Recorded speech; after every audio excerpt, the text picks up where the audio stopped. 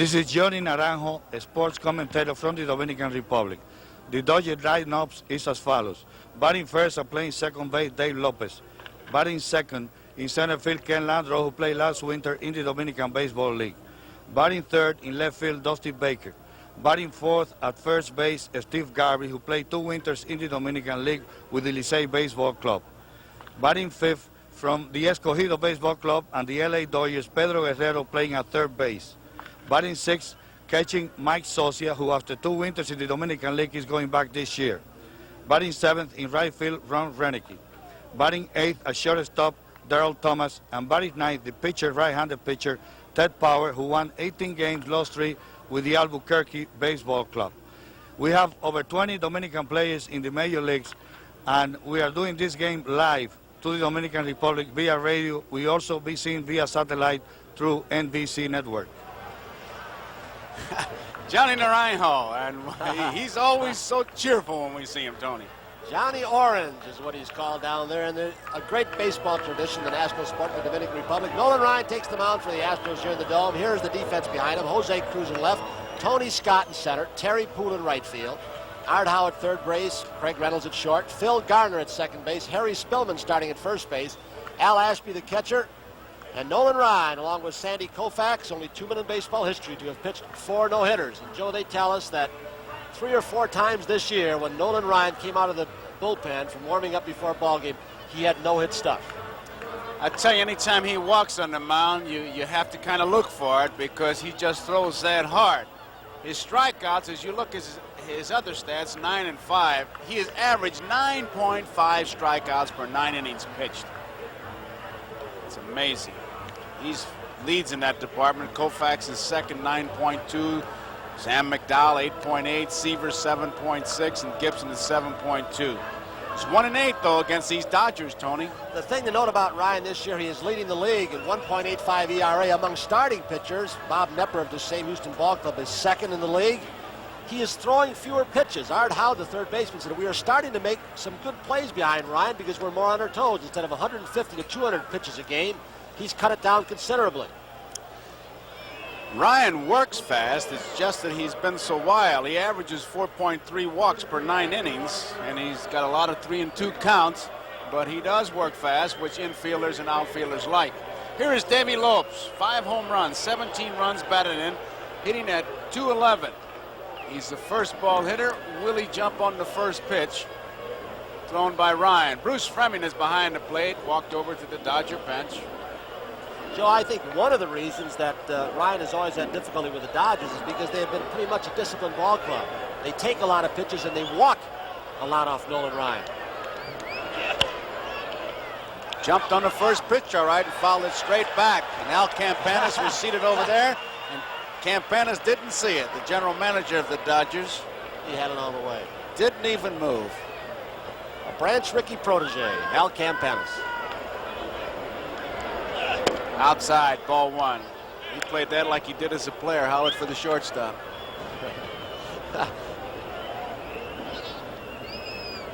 Ball game just underway. Curveball hangs high. Houston, a game and a half ahead of Cincinnati. San Francisco, 3.5 in the National League West. Reynolds, 1 out. I wonder if Reynolds is having some trouble with his arm. He threw that from down under that time. He's never had a great throwing arm, but it's always been acceptable. He gets rid of the ball, but he threw a ball away yesterday, Joe, that he slung over in the same fashion as he did just then. He's been very consistent here for the Astros. That ball he threw last night is almost like his shoulder was hurting him. Here's Landro, 6 home runs, 39 runs batted in, hitting at .251.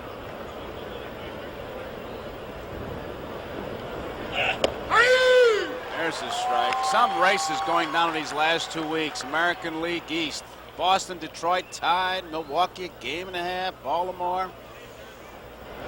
Everybody's in it. The second inning. Montreal 1, New York 1. Ryan, over 7-inning periods, has thrown consistently 97, 98 miles per hour, but Bill Verdon says that this is the first year he has ever heard Ryan admit that he tires late in the ballgame. Of course, Nolan is now 34 years of age. But for 7 innings, he can just blow you away. 2 balls and a strike to count. Pittsburgh at St. Louis, postponed, will be made up as part of a doubleheader tomorrow. Pittsburgh at St. Louis, that game rained out. Doubleheader tomorrow. 2-1 pitch. It's pulled foul. It's 2 balls and 2 strikes. That was the drop. There's no way that you can be looking for a curveball off Nolan Ryan. You've got to look fastball at all times if you're up at the plate. And if he gets it over, as he has been this year, it's goodbye. There are his stats versus the Dodgers' career. 2 balls, 2 strikes on Landreau, who had the longest hitting streak in the major leagues last year with Minnesota. He had 31, but this time the curveball, the overhand curveball, the drop gets him. You will see this same kind of movement on the part of the hitter. Watch Landreau flinch. Ooh, just explodes. I think when we touched upon it in the opening, Joe, talking about 2-pitch pitchers, you see so many kids come up these days with throwing 4 and 5 different pitches. Whereas to go with just 2 pitches, you've got to have 2 overpowering pitches, as Ryan does. You got to be able to throw him for strikes as Dusty Baker takes it outside, ball 1. He's got a 12-game hitting streak going. In that streak, he's 20 for 46, which is a .435 average. Inside. 2 balls and no strikes. Dr. Scald. Dusty Baker. He's had a good year for these Dodgers. You throw that overhand curveball like that, about all you can do is genuflect, boy. That just gets ready for the 9 o'clock mass. You're just on your knees and nothing you can do. Once in a while, he'll do what he just did to Dusty Baker. He dropped down a little bit more from 3/4 to the side, and it was a fastball, but Dusty still buckled. There's the drop. The drop, the yellow hammer. I don't know where that term came about, the yellow hammer. Jug. Uncle Charlie. The old jug handle, I guess. That's what the late and great Bill Meyer, manager of Pittsburgh, used to call it. Uncle Charlie. Here it comes. Swung late, right to Phil Gardner. It's going to be an easy inning for the Astros. Hello, my name is Tony Scott of Houston Astros and first place Astros, and I'm going to give out the starting lineup of the day. Batting leadoff in right field is Terry Poole. Hitting second is Phil Gardner. Hitting third, myself. In center field, Tony Scott. Hitting fourth is Terrell Cruz, our left fielder. And hitting fifth is Alan Ashby. They call him the Smash Ashby. He's hot right now, and he's going to be swinging a good bat today. And hitting sixth is Art Howell playing third base. And hitting seventh is Harry Spillman. He's my man, Spillman. And hitting at shortstop, hitting eighth is Craig Reynolds. And batting ninth is a pitcher, Nolan Ryan, with hard gas, and you will be seeing him throwing real hard today. Nice hard smiling gas. face. Yeah, he's really up all the time. Ted Power, a hard thrower. He says he has 3 pitches, but rarely uses a changeup. Beaten by Cincinnati last week. His only win came against the San Diego Padres. He's got one of those slurves, Joe. It's not a slider, it's not a curve, it's in between. And it's ball 1 on Terry Poole. It's ball 2. Poole and Scott really interchanged in the batting lineup. They thought Poole would be the RBI man, but when he was hitting third, he kind of pressed to drive in the runs, and Scott was driving him in from the leadoff spot, so they switched him around, and now Poole leads off. 3 balls and no strikes. Astros usually have trouble scoring run, but especially difficult this year against Dodger pitching. They've scored just 9 runs in 7 ball games against the Dodgers. Here's a 3-0 pitch.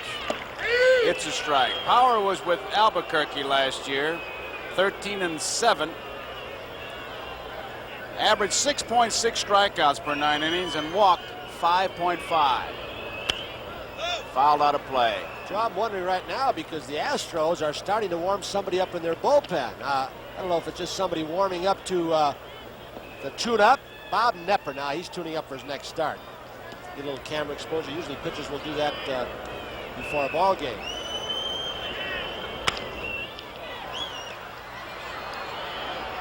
One out. Joe, it almost becomes trite because the Houston Astros have just 9 ball games to say that this is a critical and important game. It obviously is. But I wonder from a psychological viewpoint if this is not an especially important game because they're batting against Ted Power. And Nolan Ryan, who's been such a good pitcher, they feel they may have to win this game. They were wiped out by Hooten last night as shutout, and tomorrow they face Valenzuela, who's almost everybody's pitcher of the year. That's right. Psychologically, this is a very big game for the Astros, I think. They got to beat this kid, and I think they know it. If he beats him, that could really let the air out of the balloon, I'll tell you. There's a fastball that misses. Want to make a correction I was just handed. Pittsburgh and St. Louis is not rained out. It's Philadelphia at Chicago. Pittsburgh did not score in the top of the first. Tian against Forsch. Out of play. Montreal 2. Mets nothing at the end of 2. Harris against Burris.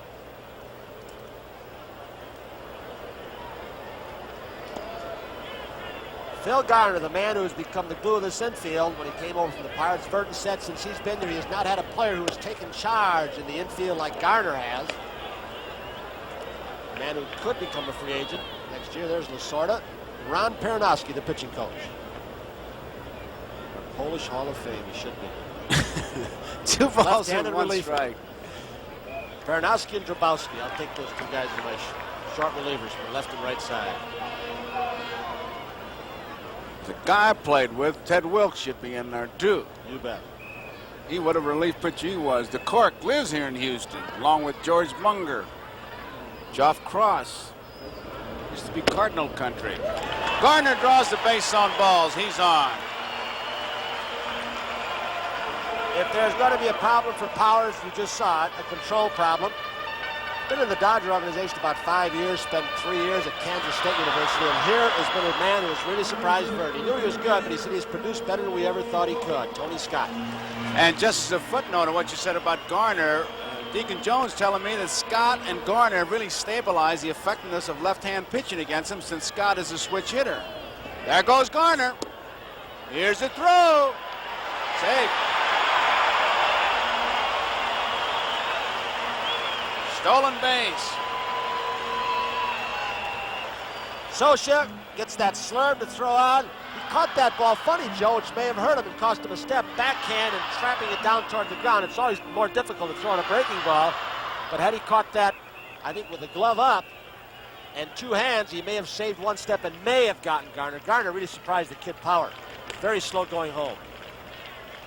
So Garner's on at second base. 1 ball and 1 strike, 1 out. Cleveland 4, Boston nothing at the end of 1. Waits against Eckersley. Boston and Detroit tied 26-18. Red Sox and the Detroit records.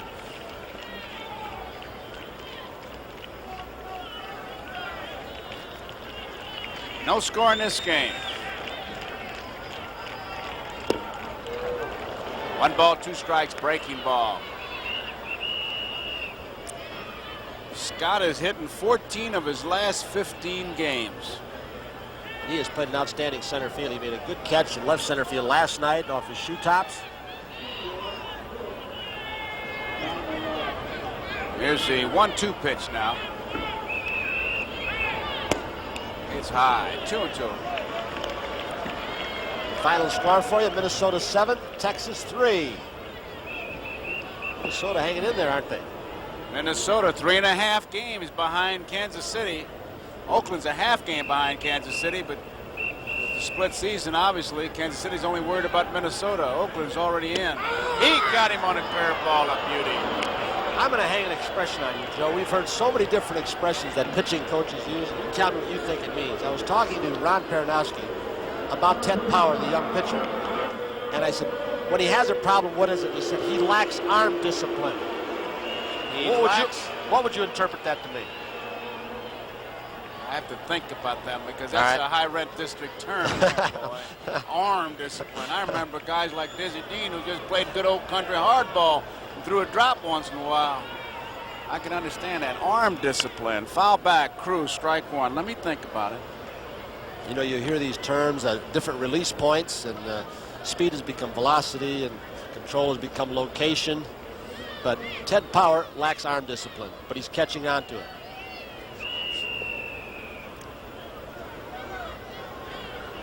It sounds like a Madison Avenue PR campaign. Fastball, 1 ball, 1 strike. He gets lazy with his delivery. Kind of. What does he mean? He said he changed his release point. That sometimes he will throw 3/4, sometimes his elbow will get close to his body and his breaking. He doesn't throw from the same spot often enough in a row. It's like a groove swing in golf or a groove swing in your hitting. He doesn't have his release point grooved. Outside, 2 balls and 1 strike. Peronowski said it, for a hard thrower as he is, who struck out a lot of guys at Kansas State and in the minor leagues, it is not unusual. There's Ron Peronowski. Valenzuela right behind him. And that was Danny Ozark. Sort of. Fernando will pitch tomorrow. With And Papa. Mota. He's with Papa. That's Mota's nickname, Papa. Power is a big guy, 220, 6'4". Cruz, it's a strike.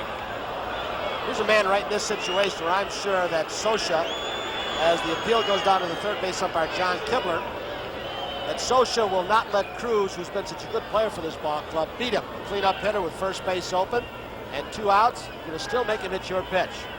But I think you'd rather pitch to Ashby the next hitter than Cruz, even though Ashby's been hot. 2 balls and 2 strikes with 2 outs. Garner at second, no score. He fouls it down the left field line. Cruz was in a stretch where he was trying to knock in runs by himself and lost his stroke. He was trying to pull everything because they just weren't scoring runs.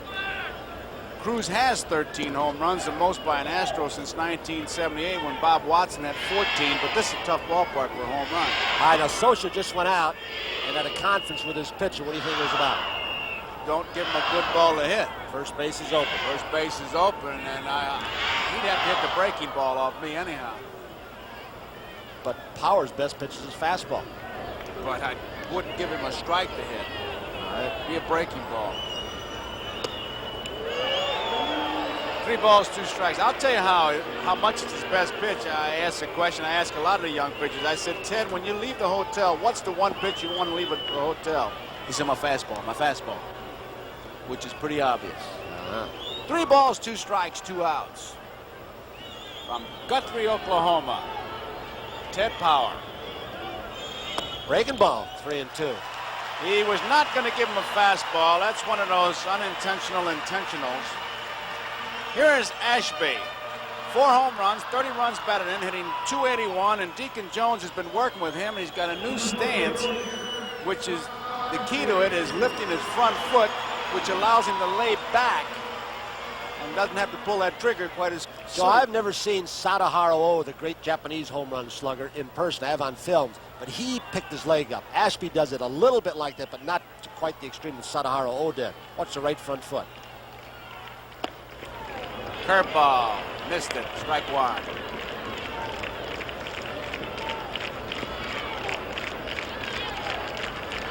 Ashby is a switch hitter, but Pujols has been doing the catching against left-handed pitching most of the time this year.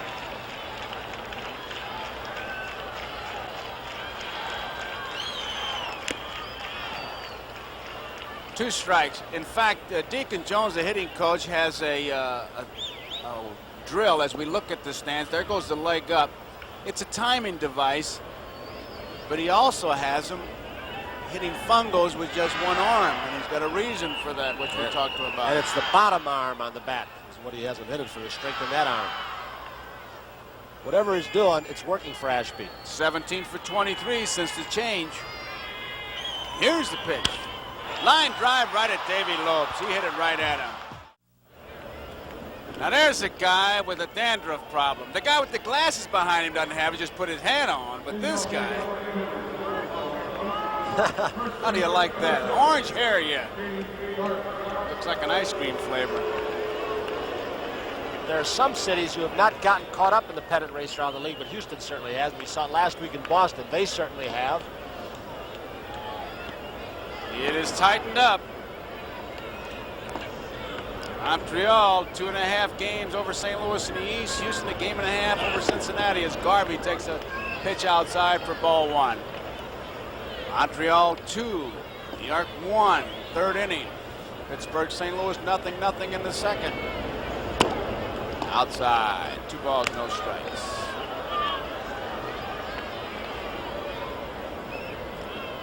Gave you that final score, Minnesota over Texas, 7-3.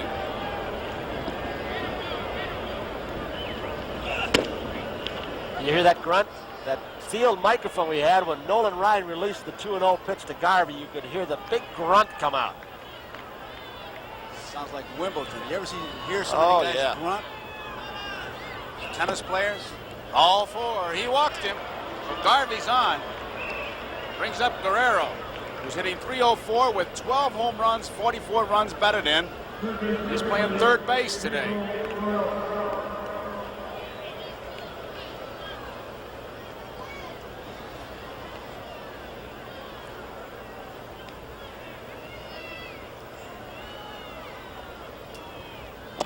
Curveball is a strike.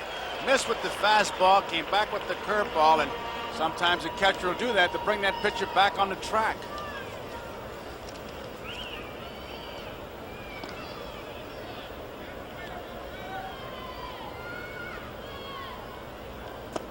Another curveball. This misses. 1 ball and 1 strike. Talking to Bill Verdon before the game. There's Guerrero and his stats. He plays center field. He has the throwing arm for a right fielder. Play third base. Lasorda said he could play second base. He's playing third because Ron Say has a broken bone in his left arm. May be out for the season. Curveball started to really snap. As you could see, Guerrero going to a little bit of a dance step. It stayed inside. It's 2 balls and 1 strike. This little boy and Nolan Ryan jumps out as he blows that bubble gum. Talking to Mel Wright about that curve that they've tried to work on so hard with Nolan Ryan to get better control, and he said he's more relaxed. He had a knee problem last year and some back problems, and he really couldn't push off his right leg, but he's throwing it in a more relaxed fashion now, not forcing the breaking ball. He's been getting it over more often this year. Good cut, a big grunt, and it's 2 balls and 2 strikes.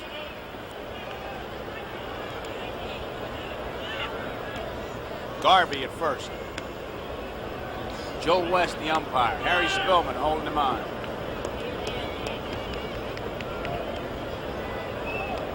This is the kind of ballpark, the Astrodome, which is an excellent pitcher's ballpark. You can make mistakes here and hang curveballs and get away with them, unlike a Wrigley Field or a Fenway Park or an Atlanta, or such attractive parks. There are your dimensions. 390 in the power alleys, 406 to dead center field, and the ball does not carry very well.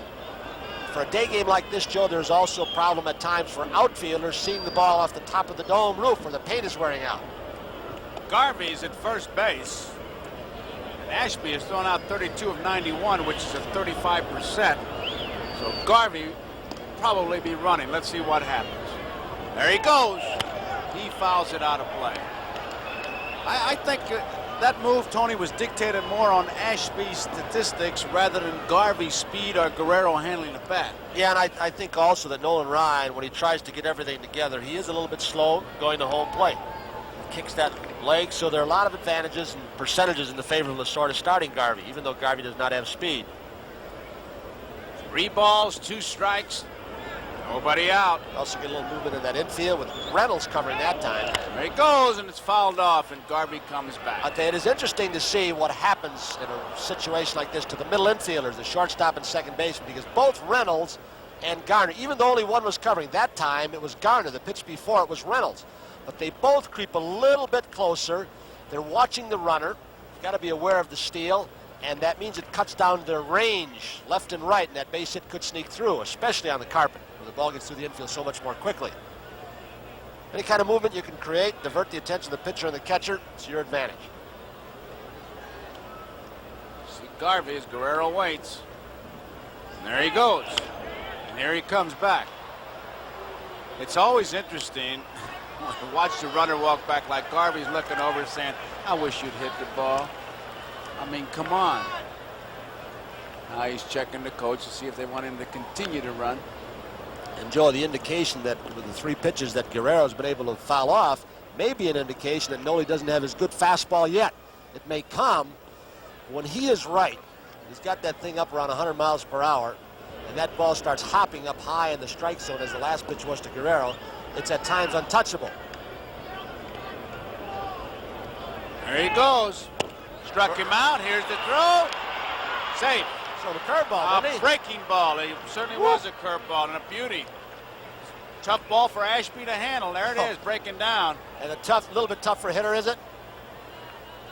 Say you throw 3 fastballs and then throw the curveball. Throw was a bit high, and Garvey makes it. On-line throw from Ashby may have had him. It would have been close. Second base umpire down there, Dick Stello.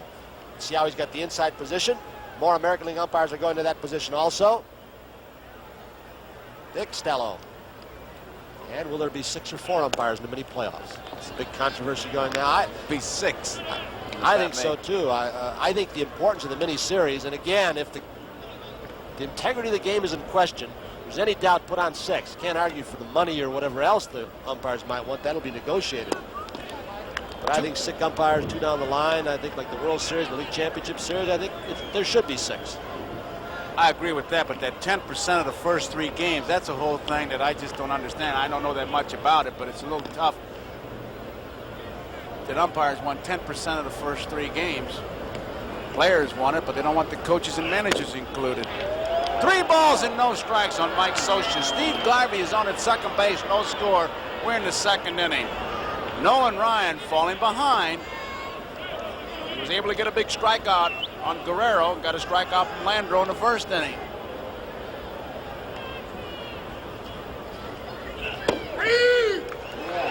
Right down the middle, 3 balls and a strike.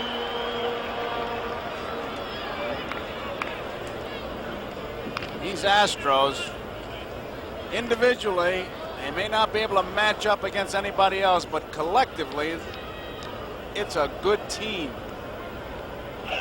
He didn't get it. That was strength against strength. Inside the Astrodome, good crowd. They had 35,000 last night. Joe, I think what you said is indicative of what great pitching can mean to a ball club. You might not have much power, which the Astros don't. They're not as speedy as last year, but their ERA as a team is 2.65. Foul straight back. Boy, a great pitching and a great bullpen like they've had, and Sutton starting to pitch well, and Sambito and Smith coming out of the bullpen, and McCourty, Nepper pitching like he is. It can mean a lot. Well, it's interesting when they ask the question that's asked every year at this time, who would you rather face in the playoffs? A couple of the Dodgers made no bones about it, said we'd rather play Cincinnati, because with this Houston pitching, they can wipe you out in a short series, and they can certainly do that. 3-2 to Scioscia. Curveball, he got him, no doubt about it. 3 strikeouts, and every one of them have been on Big Uncle Charlie. I mean, he really rolled that one off the table. You saw Scioscia like we saw Landreau earlier, and it is unusual for a left-handed hitter against a right-handed pitcher to flinch like both Landreau and Scioscia just did. That'll show you how that curveball exploded. You lose it, and you pick it up, and it's too late. And here's Ron Renicky, born in Covina, California in 1956. Curveball inside, ball 1. And you see, this year and last year, the Dodgers' records against the Astros and the Reds, 81, 6-1. Reds 8-8, 1980. You see the record there. Fastball misses. 2 balls and no strikes. Ron Renicky, a brother of the Baltimore Orioles, Gary Renicky. Renicky showed us a good throwing arm, and last night he threw Poole out at third base in a fly ball that was medium deep right field. He's excellent running speed. He's the kid who had knee surgery on both knees middle of last season, but he's come back with that speed. Foul bag. 2 balls and 1 strike. Renicky, 6-footer, 180 pounds. Dodgers #1 selection in the June 1977 free agent draft. Renicky this year in the minor leagues at .316 with 9 home runs. Now, let me see, 9 game winning RBIs, 15 home runs, and 94 runs batted in 126 ball games. Gets by Ashby. There goes Garvey. He scored a wild pitch. Well, this is not unusual for Nolan Ryan. It's so difficult with that curveball when he really snaps it off like that. Ashby tried to smother it in front of him, but couldn't. It's wild pitch number 15 this year for Nolan Ryan. Don't have any stats for all the other pitchers in the major leagues, but I gotta believe that's high in both leagues. That's a bundle. That is a bundle. 3 balls, 1 strike, 2 outs. No score. We're in the 2nd inning. It's popped straight up. Art Howe will fight the window panes, and foul territory makes the play. It's a tough ceiling here. So that ends the inning. We go into the bottom half of the 2nd inning. There is no score. And coming to bat, it'll be Howe, Spillman, and Reynolds. Art Howe will lead it off, and quickly, we'll take a look at last night's results. Dodgers beat Houston 3-0. Hooten had a 4-hitter. Astros lead was cut to a game and a half over the Reds. Giants 3, San Diego nothing. Cincinnati 10, Atlanta 2. Soto won his 10th. Knight and Oster had home runs. Pittsburgh 5, St. Louis 4. It's a strike. The Cardinals have lost 7 of the last 8, 4 in a row. Philadelphia 9, Chicago 2. Mike Schmidt at his 28th home run leads the major leagues. Matthews had 5 RBIs, and Montreal beat the Mets 6-3. Strike 2. Larry Parrish in that Montreal Met game, 4 RBIs, Expos 2.5 in front of St. Louis, National League East. Milwaukee 8, Detroit 6. Robin Yount 2 out, 3-run homer in the 9th, won it for the Brewers. Milwaukee only a half game out. Boston 5, Cleveland 4. Red Sox tied for Detroit. That win, Yastrzemski had a 2-run homer. Ball 1. Baltimore 1, New York nothing. McGregor a 6-hitter. Texas 5, Minnesota 2. Putnam a 3-run homer. Seattle 8, Kansas City 3. California 11, Toronto 5, and Chicago beat Oakland 6-2. Those were last night's results as Howe hits a high hopper to the shortstop, Darryl Thomas. There's one away. Thomas playing, as you all know, almost every position on the diamond at one time or another. He has replaced Bill Russell, who left the game last night in the 5th inning. Russell has a stress fracture in his leg. He's had it for 3 years, Joe. They finally discovered it. It will require surgery. He's had a bad finger. It's dislocated last year. He's had problems with a bad wrist. He said that the artificial surface makes it tough on him as we look at Harry Spillman. And after the season, Russell will have surgery. Ron Say is out. They've had a lot of injuries, these Dodgers. Spillman hits the first pitch to Davey Lopes. They're 2 away. The Cardinals have taken a 2-0 lead over Pittsburgh at the end of 2. Orge a home run in the 2nd inning. Philadelphia-Chicago game postponed. Cincinnati, Atlanta, 0-0, end of 1. Montreal 2, New York 1, end of 3. Cleveland 5, Boston 0, bottom of the 3rd. Milwaukee 0, Detroit 0 in the 3rd. Minnesota beat Texas. Here's Craig Reynolds. Reynolds taking a lot of time after 2 quick outs. He wants to give Nolan Ryan a little bit breather on the bench. He took a lot of time at the on-deck circle. May even take a pitch. Strike 1, he did. And there you see Nolan Ryan. Nolan Ryan hit a home run for us on our game of the week.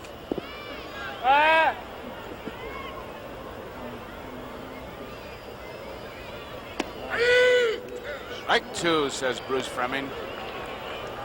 Young son Steve is here with him. Spanky, his nickname. He'd have 1,000 words to say about whether they should use 4 or 6 umpires and about the money. He's very active in the Umpires Association. During the strike, he and his son Steve umpired around the sandlots in Milwaukee. Extra bases for Reynolds. It may be 3. He's going to try it. And he'll make it easily.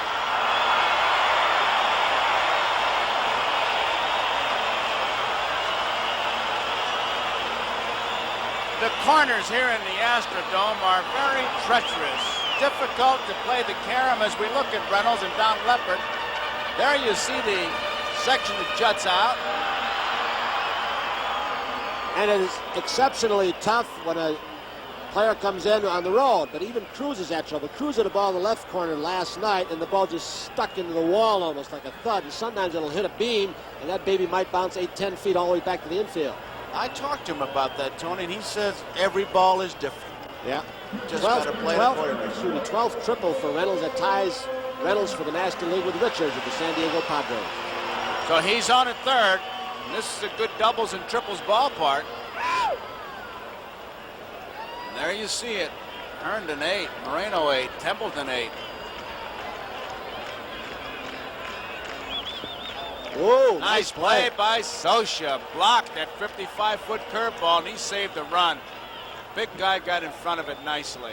And Reynolds down at 3rd base had an excellent walking lead, Joe. If that ball had skipped a little bit away, with the pitcher up, he may have tried to come. You don't figure with 2 outs that Nolan Ryan is going to drive in this run. Ball 1.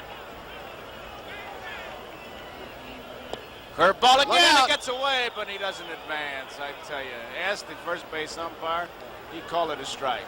There's Reynolds. Joe West. Well, he's got a funny way of going after the ball. That ball right there, reaching for it backhand, that's going to cause him some problems. He's going to have a ball doing it that way that's going to scoop between his legs one day. Those last two bounced up. It's not the proper way to go after it, I don't think. 1 ball, 2 strikes. His glove is not in a good position, but he's got that nice Italian rump in front of it. Nice and wide. And that pasta that his mama fed him is working to great advantage on the 55-foot curveball.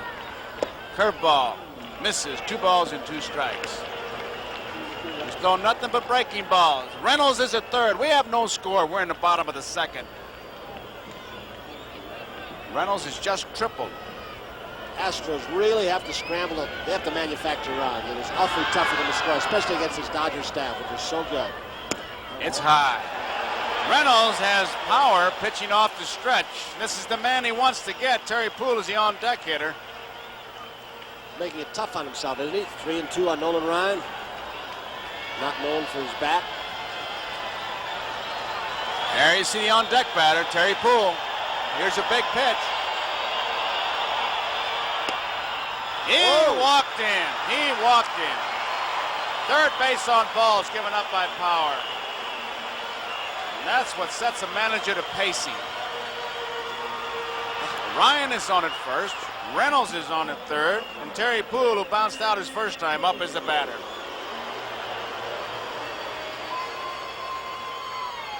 Davey Lopes has come in to talk as Poole waits. That's one of those simple conversations of, hey man, we can't make a play if you're going to walk people. And you got to let them hit the ball. I'll tell you, I learned Social was right there. He motioned out to Steve Garvey better to make sure that Garvey is playing behind Ryan at first base. Reynolds at third. Ryan, you can see Garvey playing behind him. It was Social who called it the attention of Garvey. The left-handed hitter up. 1 strike to count. 2 strikes on Terry Poole. 2 men out, says Socia. This will be an interesting pitch now. They're way ahead. They can make it work right here for the 2 strike 1 ball count.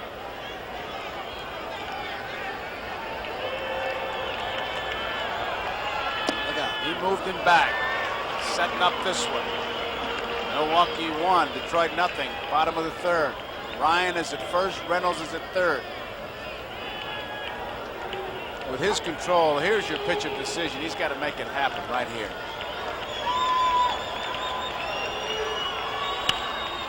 Line drive, and what a play by Garvey.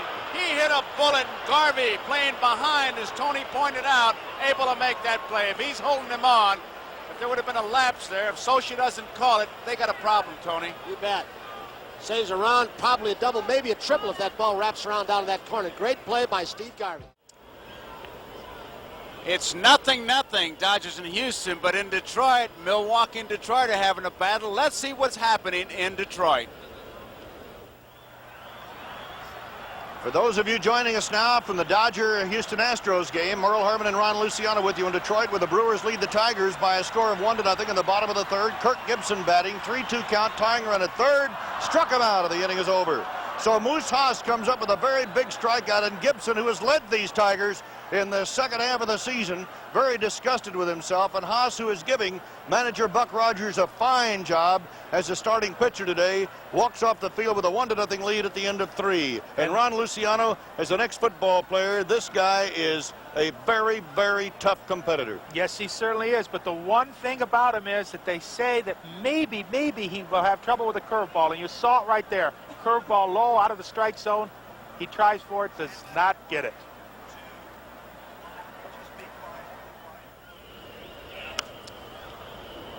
Back here at the Astrodome, Darryl Thomas with the count of 1 ball and 2 strikes, the leadoff man here in the top half of the third inning, no score. Kirk Gibson, as you heard Merle Harmon and Ron Luciano really doing a job for Sporky Anderson and the Tigers in the second half. Not that time at bat. Did he go? No. Boston, 3 runs in the bottom of the third. At the end of 3, it's Cleveland 5, Boston 3. Waits against Eckersley. Minnesota beat Texas 7-3. That's the final score.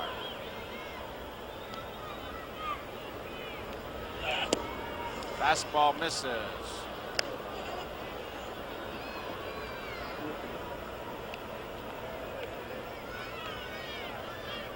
Darryl Thomas hitting at 260. Fouls it back. He has played everywhere. He is a catcher if you need him. He does a good job everywhere. He can steal you a base. You look at the press guys for the Houston Astros and look at some of the things that Nolan Ryan has done. And yeah, he has been a pitcher who's been just barely over 500 in lifetime in his career, but he hadn't played with very good ball clubs at times. Mets one time were in a great ball club. California Angels struggled along for a lot of years.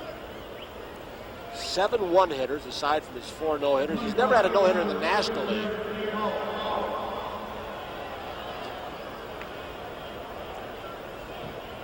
It's the second walk given up by Nolan Ryan. Here's the pitcher Power. He'll be looking for the bunt. Looking for the bunt. Ryan is awfully tough to bunt, and you never know what Darryl Thomas is going to do. He could take off and move. A bunt and a line drive. Power is a former catcher. I say that for whatever that means. He should be able to handle a bat. He said he caught a little bit when he was in high school. He said, when I wasn't pitching, they wanted my bat in the lineup, so maybe a catcher. I said, ordinarily, they'd put that guy in the outfield. Weren't they taking the chances? Well, like, wherever they wanted me, I played. Here comes Howe sneaking in at third. They may have a pickoff play. Bunted. Garner got way in behind Darryl Thomas. Wasn't necessarily a pickoff with Nolan Ryan, but Ashby was looking out of the corner of his eye, I'm certain. Tony, that's one of those plays that sometimes you call it I'll be there. I mean, you give the catcher the sign that I'll be there, and then the catcher answers you, and he simply says, if I get the ball, I'll throw it to you. You don't put a play on, per se, with the pitch out, but it's an I'll be there kind of situation. 2-strike pitch. Curveball misses. Joe, that thing with Garner coming over as he did the pitch before, that also serves the purpose with Spillman breaking in as he has to cover that side of the diamond for the bunt. That leaves Darryl Thomas a bigger lead. But with Garner sneaking behind him, he's got to be careful, and he might just lose that one step where they could get him at second base. Popped in the air, foul. That's a strikeout. That's a 4th strikeout for Nolan Ryan. So, 1 man out. Davey Lopes with Darryl Thomas on at first base. So you've got a hit-and-run combination as we take a look at the Dodger bench.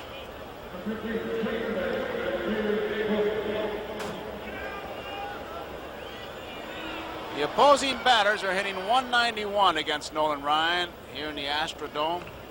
Not exactly killing him on the road either. 205 average, but he's tough here.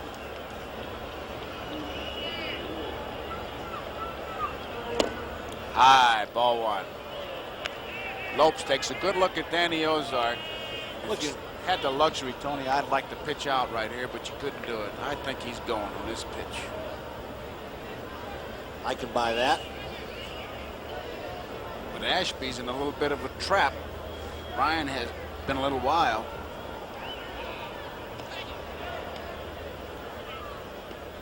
Wasn't his good move. That was just a commercial move. I'd throw over again. Jim Russo, the Baltimore Super Scout, an interesting theory that Lou Brock confirmed on base stealers. Almost had him. That was pretty close. That was the good move and the good throw. Brock and Russo say it hurts the base runner when you don't throw over there. Just keep looking him back. See a shot of how close that was. Well, it's just giving a base runner or a base stealer another chance to see your moves. There he goes. Struck him out. Low throw. He's safe. Oh, baby, you sit back there. You can't blame Ashby. He's got to get a strike, but you feel like he's going to run. Well, he gets a breaking ball again. A difficult one to throw on. Doesn't get a whole lot on the ball. But I really think the way base stealers are going now, that catcher has got to keep one thing foremost in that pitcher's mind, is get the hitter. They're going to steal on you anyway. They've taken so many of the bulk moves away from pitchers. Their hands are strapped a lot of times.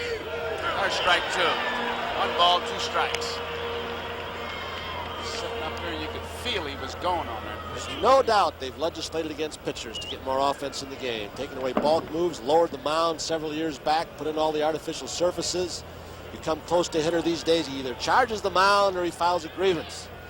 So they're getting strapped year in and year out. 2 balls and 2 strikes. Yeah, but in the American League, when they throw at you, you don't have a chance to come back. They're sitting on a bench. That's right. You get awful brave when you can sit on a bench and throw at people. 2 balls and 2 strikes. He got him. Davey Lopes, that's the 5th strikeout for Nolan Ryan. He doesn't believe it. Doesn't make any difference. He's got what? Is it 3 or 4 that he's gotten on his breaking ball? 4 on the breaking ball. Here's Kenny Landreau. He was called out on strikes as Lopes heads back to the bench.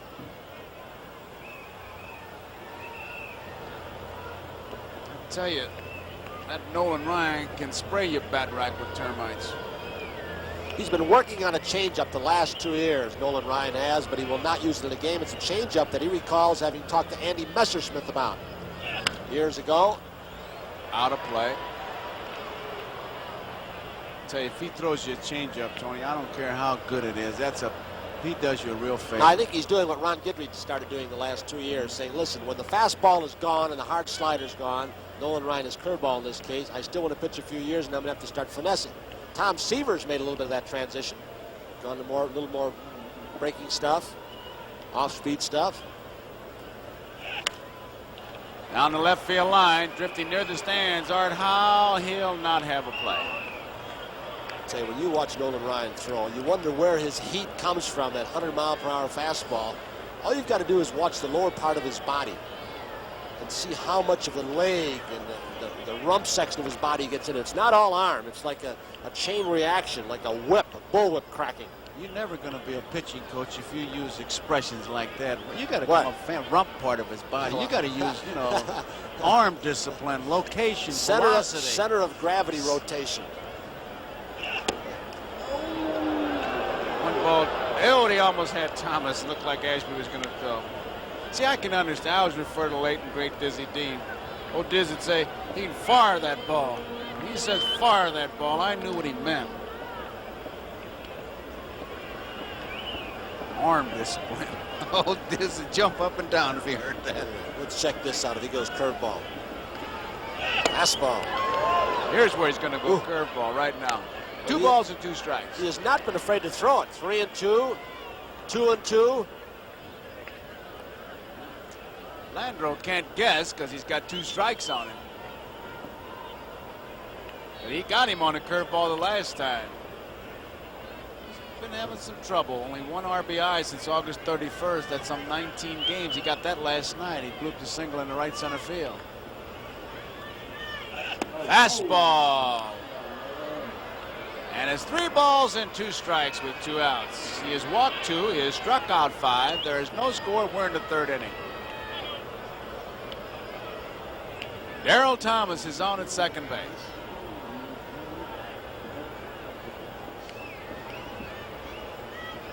Cincinnati, Atlanta, 0-0, 3rd inning.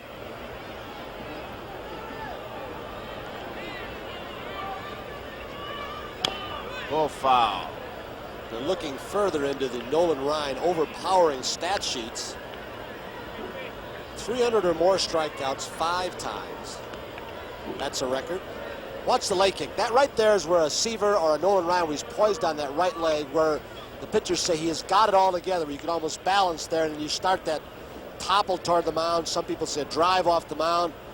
But one of the reasons I think Nolan Ryan and the Seavers and the Robin Roberts and the Spahns never really have a whole lot of arm problems, serious arm problems, is because they use their lower body so well. The strain is taking off. A lot of the strain is taking off the arm. You can never remove it all. Landreau waiting. 3 balls, 2 strikes, 2 outs. Fouled out of play once again. Good crowd here. Got to be, what, 35,000 like they were last night? Nolan Ryan, as you look at him pitch, and here it is again. Right there is where they say he's got it all together. You can see him tuck that left shoulder, try and keep his body from opening too soon. And you can see the tremendous strain on an elbow on his shoulder. A distorted position, not a very natural position, throwing a baseball overhand. Foul back again. Pittsburgh 2, St. Louis 2. They're in the bottom of the 4th. Montreal 2, Mets 1, top of the 6th. We'll keep you right up to date. Cleveland, Boston, 5-3 in the fourth. And there you see the strikeouts. Valenzuela, who will go tomorrow for the Dodgers. Carlton, who broke the record, National League strikeout record. Soto, Cincinnati right in there. Here's the 3-2 pitch once again. He walked in. That's third base on balls given up. Dodgers have yet to make a hit. I do not believe Nolan Ryan, even though it's right-hander versus right-hander, wanted to pitch to Dusty Baker. Because if you give me 5 or 6 Dusty Bakers on a team, and I'll win you a lot of pennants. You don't hear much about this guy because of Say driving in all the runs so many years, and Garvey and the others in the pitching staff. I'll take this guy over a lot of those players. Right at the second baseman, Garner. That ends the inning.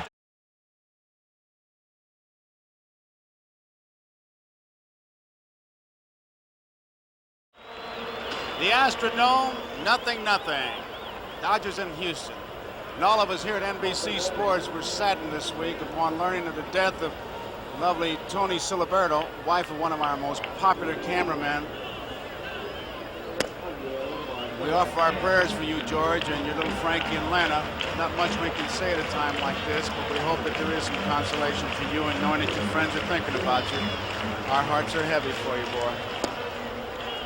2 balls and no strikes on Phil Garner.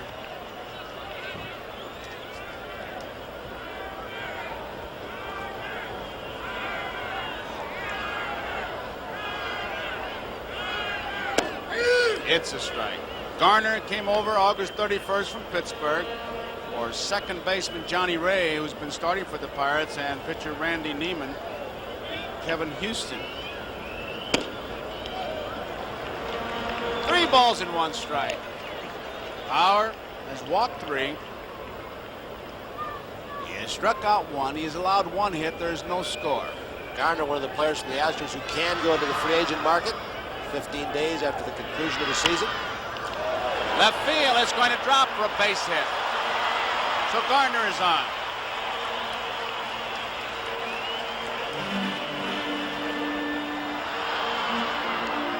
So the leadoff man is on. It brings up Tony Scott, who was called out on strikes his first time up. One of the things they want Scott to do more of is take some pitches, be a little more choosy up there. He's an aggressive hitter. He swings the bat. You run that possibility, which is a bad one. If he starts taking more, he loses the aggressiveness. There's no fine line. It is not. He's gone. Pitch out. They should get him. No. Yeah. Oh, very close. Yeah. Phil thought that he had his foot on the bag and the tag was up high. He had a few words as he stood on the bag with the second base umpire, Dick Stella. It was a tough call, but what a throw by Scioscia on this pitch out. Good Gives pitch him a out. good ball to handle. Scott couldn't help him out on the pitch out. Let's watch the tag by Daryl Thomas, the shortstop. Stella right in on the play. It is awfully close. No matter what angle you replay that on, you're going to get a gripe in any situation. Was the heel on the bag and the tag up high around the knee area? We'll give you another angle from Harry Coyle, our director, and Mike Wiseman, our producer. The ball was there ahead of him. It's where he tagged him. Scott right back up the middle. Daryl Thomas bobbles it. Can't get it. Scott is on. He almost made a good play. He knew Scott would run. Probably may have had, was trying to feel it with one hand. They give him an error. Made a good play because he covered a lot of ground. Scott slaps the ball around quite a bit, so Daryl Thomas was not playing up the middle. Might add that last night Scioscia pitched out and was able to get a runner, and he pitched out here, and he's been doing it pretty much on his own, calling him.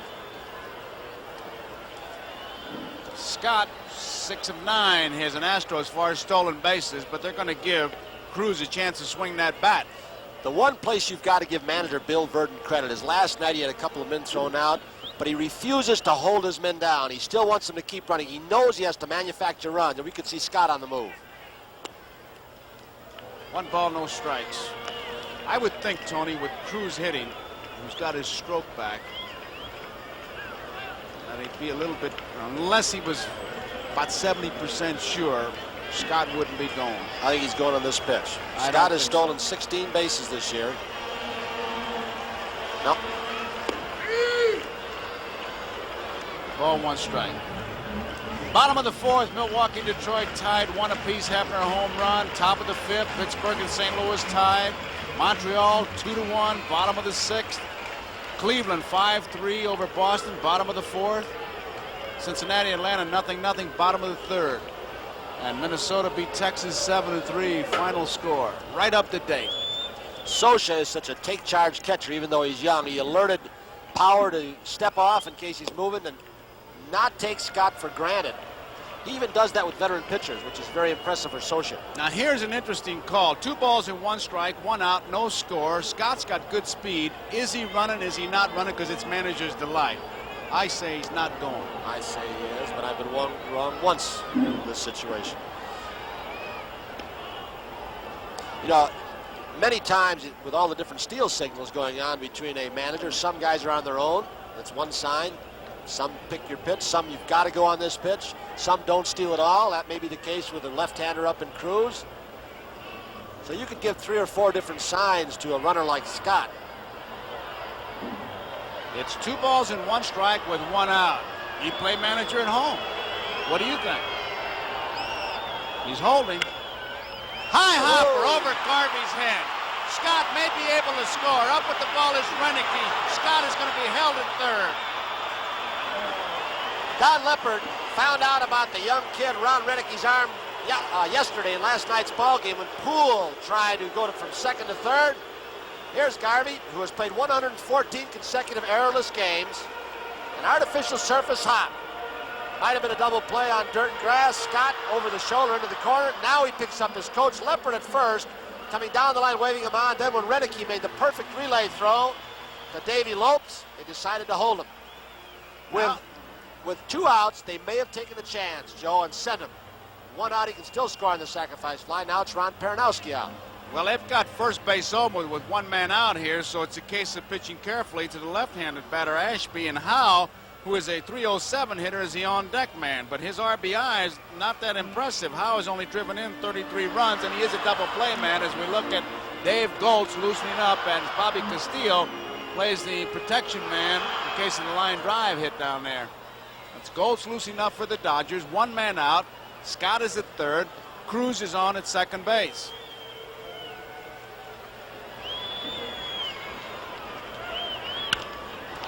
A base hit. 1 run is in. Here comes Cruz. Astros lead 2-0.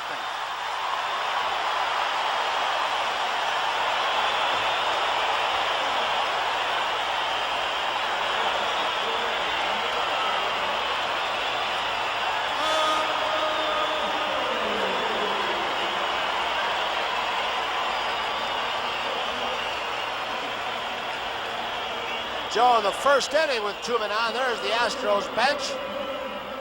Ashby hit the ball right on the nose. A line drive at Lopes hits the ball very hard once again. So the newfound late kick given him by Deacon Jones is working. And Ashby has 4. He had 3 home runs all of last year. He has 4 this year, and all his home runs have come in the second half this year. So he's really hitting the ball a lot harder. Scioscia out talking to Power, and Davey Lopes is there. Goltz has been loosening up. They're taking a look at the bullpen as Bruce Fleming walks out there. Ashby just picks him up. Base hit to drive in 2 runs. The Astros take the lead as we look at Bill Verdon. Last year's manager of the year. A writer this morning used the term, there's Lasorda, used the term even-handed about Verdon. He was talking about Verdon that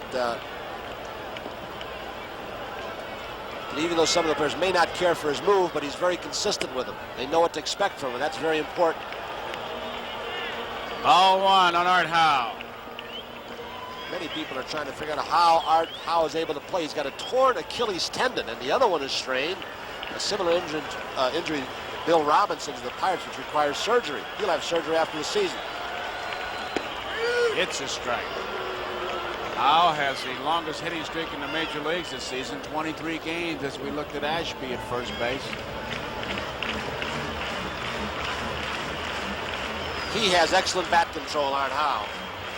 Man that went to a tryout camp off the sandlots of Pittsburgh and got a contract. Out of play.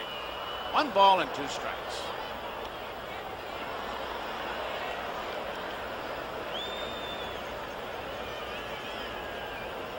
One man out. 2-0. Astros lead. Ashby's at first.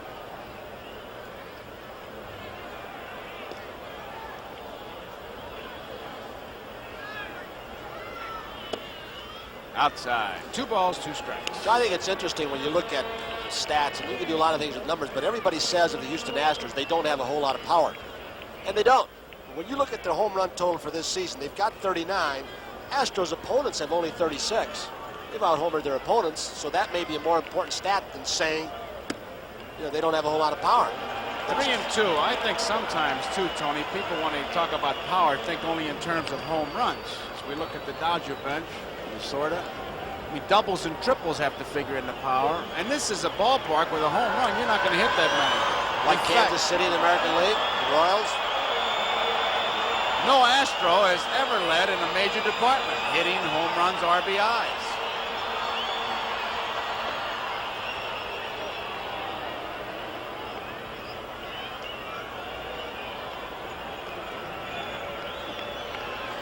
Astros have hit 16 home runs in the Dome. Their opponents have hit just 7 for this season. An idea what kind of pitcher's park this is. There goes Ashby. Line drive down the left field line. A foul ball. Foul ball. That was just barely foul. John Kibler right down on top of the play. Bruce Fleming was going down to third base to make the call there, but there's the man who called it foul. Howe had he really had a good pitch to hit a breaking ball that just hung inside, belt high, just rolled, and he hit it so hard it hooked foul. He said he's been doing a lot of that. I was talking to him in batting practice. He said one of the reasons is, he said, I'm a back foot hitter generally. He said, but with that Achilles tendon tear, I can't stand my back foot. I'm getting out in front way ahead of a lot of pitchers.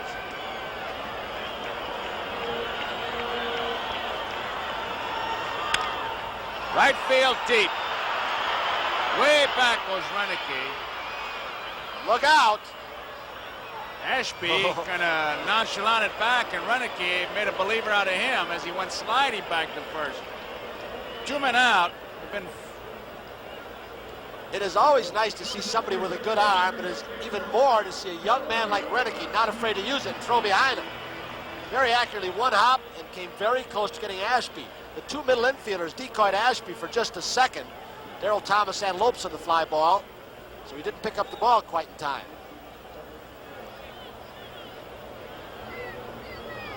Harry Spillman hit the first pitch the last time up and bounced out. Garvey is behind the base runner Ashby at first. And there's a strike.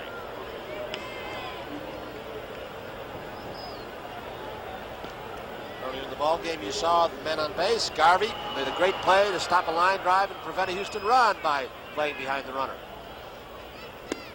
Her ball is high. 1 ball, 1 strike. Milwaukee, Detroit, 1-1 the 5th. Detroit batting. Straightaway center field. Landro has plenty of room. He makes the catch. That ends the inning, but it's a good inning for Houston. They scored 2 runs. Ashby driving in both runs. And at the end of 3 innings, the score here, Houston 2, Dodgers nothing. Astros 2-0 as we go into the 4th inning, and Steve Garvey will lead it off. Garvey, who has played in 937 consecutive games. 5th on the all-time list. Lou Gehrig, of course, first. I don't think that record will ever be broken. 2,130. Strike 1. He is still grunting now. That ball really, it was a fastball, but the ball really sailed away from Steve Garvey. And many times the ball will pick up scuffs off the artificial surface. You might recall that a few years ago they went from horsehide to cowhide, and the cowhide is not as tough, so they will change balls much more frequently now than they did, call them in the olden days, if you will. But this coarse artificial surface will pick up scuffs. And only one of that ball. Boy, you get a little scuff mark, a little bit, and you can make her do tricks. 1 strike to count on Garvey. Look out. Inside. Wow. Garvey's collected 200-plus hits 7 times in his career. He has really been a consistent player. And his contract will be up. Bounced foul. They have a youngster on the bench, Mike Marshall, who has some tremendous stats as we look at Danny Ozark at third. At Albuquerque, Marshall was a valuable player in the Pacific Coast League. But Garvey has done it here. So Al Campanis and Peter O'Malley and the Dodgers, Lasorda, they have a nice problem. Pull foul. Talk about some of the stats of the kids. The man you mentioned, Mike Marshall, 34 home runs, 137 runs batted in 128 games. Another kid named Candy Maldonado. Some names to conjure. He said to say hello to all my friends in Puerto Rico. He had a 104 RBI season with 21 home runs. Mark Bradley's another one. He's from Elizabethtown, Kentucky. E-Town. He said say hello to all are here. An Albuquerque team the Dodgers have apparently was loaded. 2 balls and 2 strikes on Steve Garvey. Milwaukee, Detroit, bottom of the 5th, big ball game, all tied, 1 apiece. Boston, Cleveland, 6-3 in the bottom of the 5th. Outside. That's the final score. That's the only one we have today. Minnesota over Texas, 7-3. Texas lost some tough 1-run ball games. Doc Meditz the other night. Well, here's another 3-2 count. Nolan going to go breaking stuff. Done it a couple times today in this situation. Fastball. He got him with the fastball in the grunt. 6 strikeouts.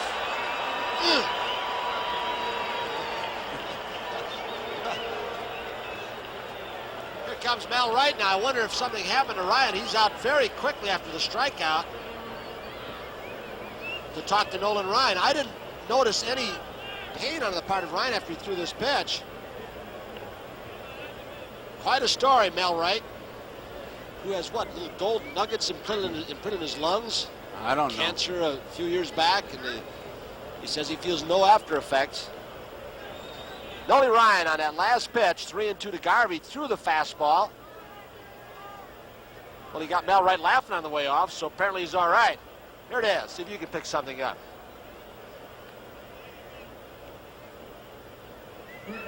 Fastball that just runs in on the fist, the belt. I don't know what made Clyde Wright come out. I'm sure he didn't come out to say, hey, you still got a no-hitter going. I say Clyde Wright, old left-handed pitcher, Mel Wright.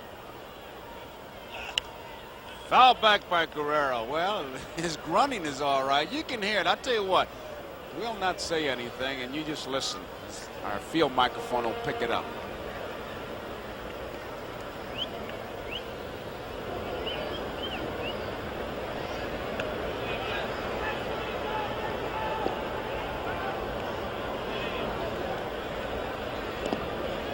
That's the breaking ball. He only grunts on fastball. If he grunts enough, we can get him an after card. Call his pitches every time he grunts. It's a fastball. Might be a little late. Let's see if we get it this time. 1 ball, 1 strike to count. That was a curveball, no doubt about it. Oh, I wish my friend the scientist would tell me that's an optical illusion. 1 ball, 2 strikes on Guerrero. 1 man out, nobody on, 2-0, Houston leading, we're in the 4th.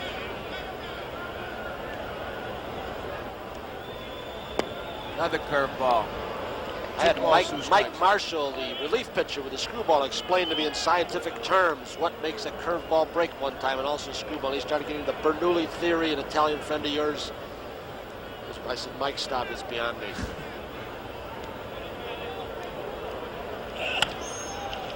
You heard it that time.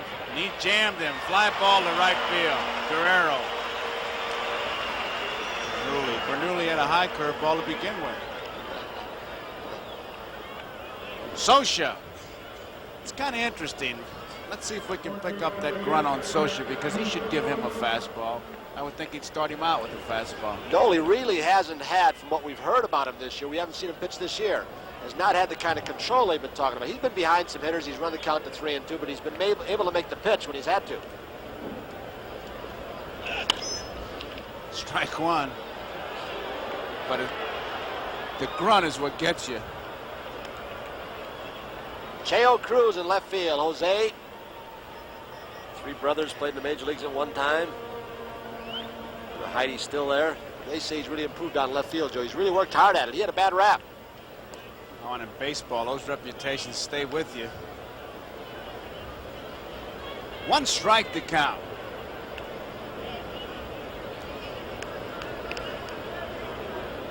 Scale of 10, that was about a 4 as far as the bubble.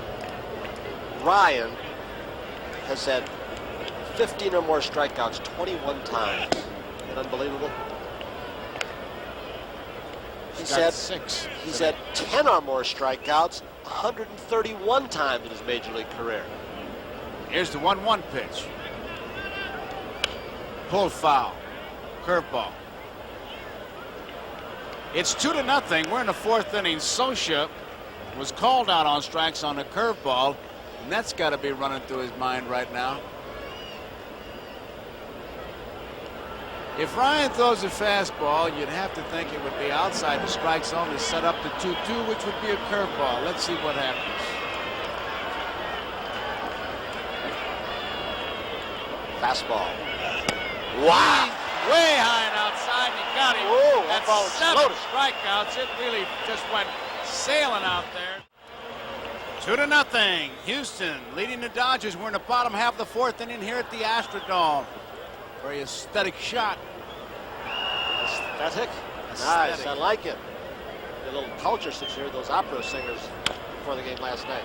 High chopper to Davy Lopes. There's 1 out. Remind you, next week on our Game of the Week, we really haven't picked a game yet because there are so many things happening in so many divisions. So we hope you'll tune in and check your listings to see the game in your area. Danny Ozark, Manny Mota, Mike Sosha talking about Terry Forster, who hasn't really contributed that much coming off arm problems out of the bullpen. And Tommy Lasorda really has a young bullpen with Stewart and Howe. Some of the other kids down there. Tony, it hasn't gone on the scoreboard. Yes, just went on now. 2-0. Cincinnati leading Atlanta in the bottom of the 5th. Householder, a home run, as Ryan takes the pitch for ball 1. Bereni against Necro. Cincinnati 2, Atlanta nothing. Householder, a home run.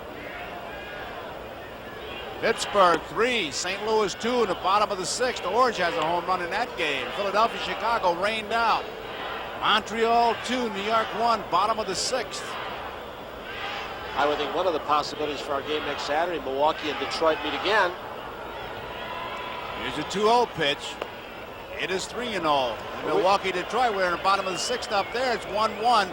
Home run by Hebner. Haas against Wilcox. Cleveland 6, Boston 3 at the end of 5. You know, Joe, when Detroit went up to Boston, lost 4 straight up there, and then lost 5 in a row after that, or including that, a lot of people thought they were finished. Bounced right back. Sparky's got the pitching staff going. A good young ball club up there. Boston and Detroit identical in the standings this morning, 26-18. Ryan lines one in the right center field. Landro cuts it off. Ryan has himself a base hit.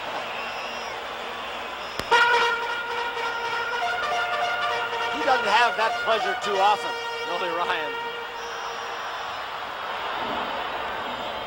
So there's 1 out, 1 man on. Here's Terry Poole. He bounced out in the 1st inning and lined hard to Garvey in the 2nd. The stall for a little time as now a couple of pitchers begin working for the Dodgers.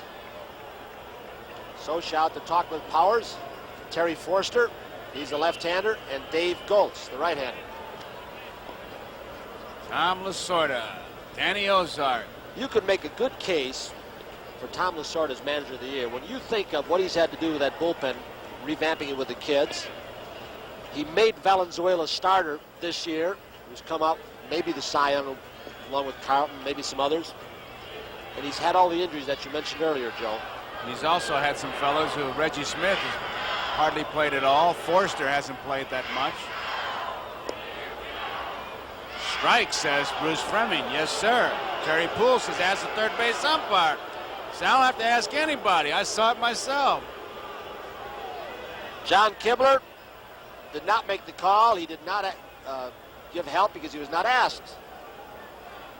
Did Poole get his bat back in time or not? I think he had his bat back in time. He called it a strike right now, and Scioscia backhanded the ball once again. Curveball, pull foul.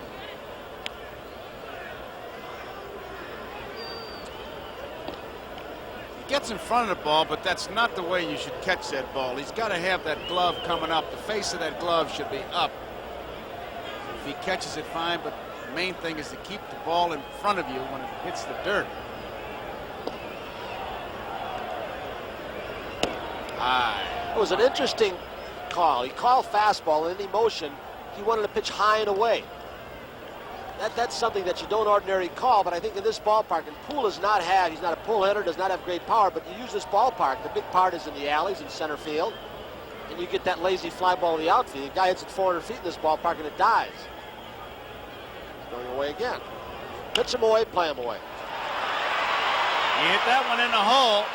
Ryan stops at second. Poole is on at first. One man out, and the batter is Garner. Could be it for the kid.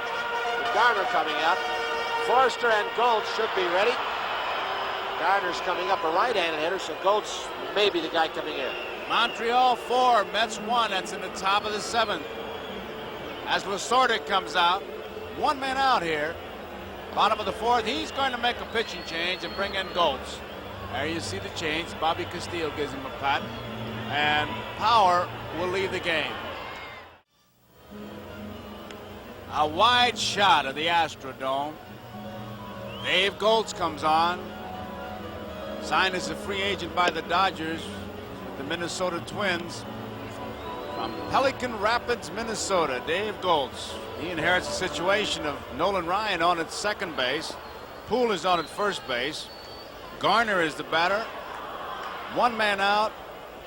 Bottom of the 4th, Houston's out in front 2-0.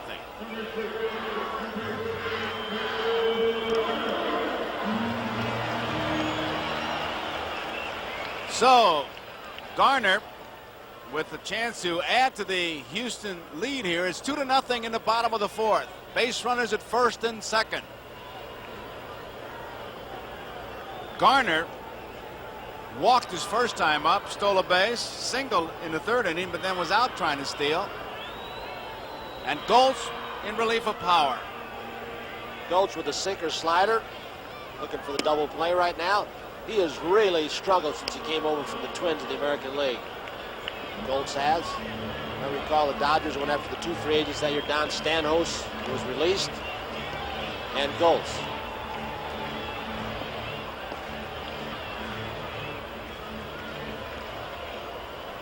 Astros scored their 2 runs in the 3rd inning. There's the strike. Garner opened the inning with a base hit, but then he was out trying to steal. Scott was safe on an error. Cruz doubled to right, sending Scott to 3rd.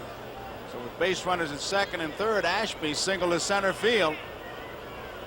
Drive into 2 runs, and that's how we stand right now, with Garner a chance to drive in another one with a 1-ball, 1-strike count. Strike 2 over the inside corner, says Bruce Fleming. He was looking breaking ball. You can see the way he strided into the ball. He's looking for the slider away. He guessed wrong, but he didn't go after it. It's a sinker that really bore in on his hands. He is one of the smartest players going. I think he will admit, Phil Garner, that he learned an awful lot from Tim Foley, and I'm sure Tim Foley would turn that around and say the same about Garner. 1-2 pitch. Inside, tried to jam him. So it's 2 balls and 2 strikes. See the defense, they kind of bunch him up the middle. Landreau playing a very shallow center field, as you see, so Nolan Ryan would have a difficult time scoring on a ball at the center field. You know about Reinicke's arm in right field, and Dusty Baker's as good as anybody in left defensively. High hopper to Guerrero. He goes to second. There's 1 out, and there's no throw by Davey Lopes. Guerrero's only played 9 games at third base this season. May have cost him. So there are 2 outs.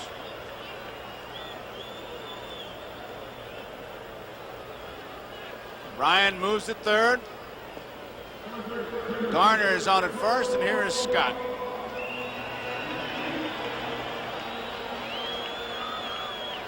Scott was called out on strike, safe on an error, and scored in the 3rd. 2 men out.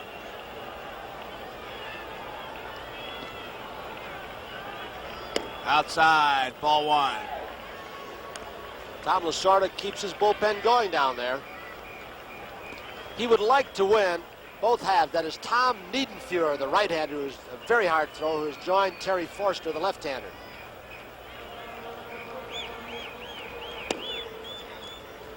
Outside, 2 balls and no strikes. Golds thought he might have had a strike on the outside corner. Lasorda would like to win the second half for the reason that he would get the home field advantage. In the mini playoffs, 4 of the 5 games would be played in Chavez Ravine, Los Angeles, if he wins both halves. Right back up the middle, Golds has it. Easy toss to Garvey. So Golds does the job, puts out the fire. Right here, Nolan Ryan goes to the 5th. It'll be Ron Renicky, Darryl Thomas, and Dave Goltz scheduled to hit. Dodgers, no runs, no hits. They've committed 1 error. The Astros, 2 runs, 6 hits, no errors. Could be trouble in the right field corner, but Terry Poole's there. We get the semi-line drive off the bat of Renicky.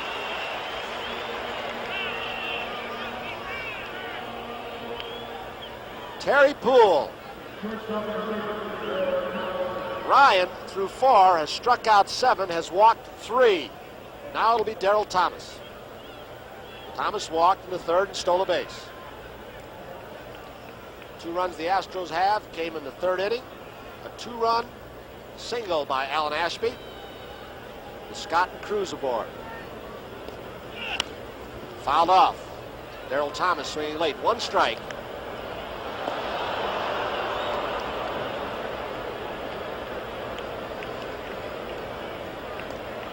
Nolan Ryan, lifetime against the Los Angeles Dodgers, just 1 win and 8 losses. This is his 16th start lifetime against the Dodgers. Goes to a breaking ball, 1 ball, 1 strike with 1 out. Astros 2, Dodgers nothing. We're in the 5th. Joe, think of a pitcher, if you can, that you caught who was close to Nolan Ryan. Rex Barney. Rex Barney, did he have the curveball that Nolan Ryan did? No, but he had as good a fastball, I think. As good a fastball as anybody ever. 1 ball, 2 strikes. 1 out. Ryan pitched to Darryl Thomas. He barely got a piece of the breaking ball. Hard Howe over to Spillman, out number 2. Darryl Thomas just protecting the plate, just slaps at the breaking pitch from Nolan Ryan.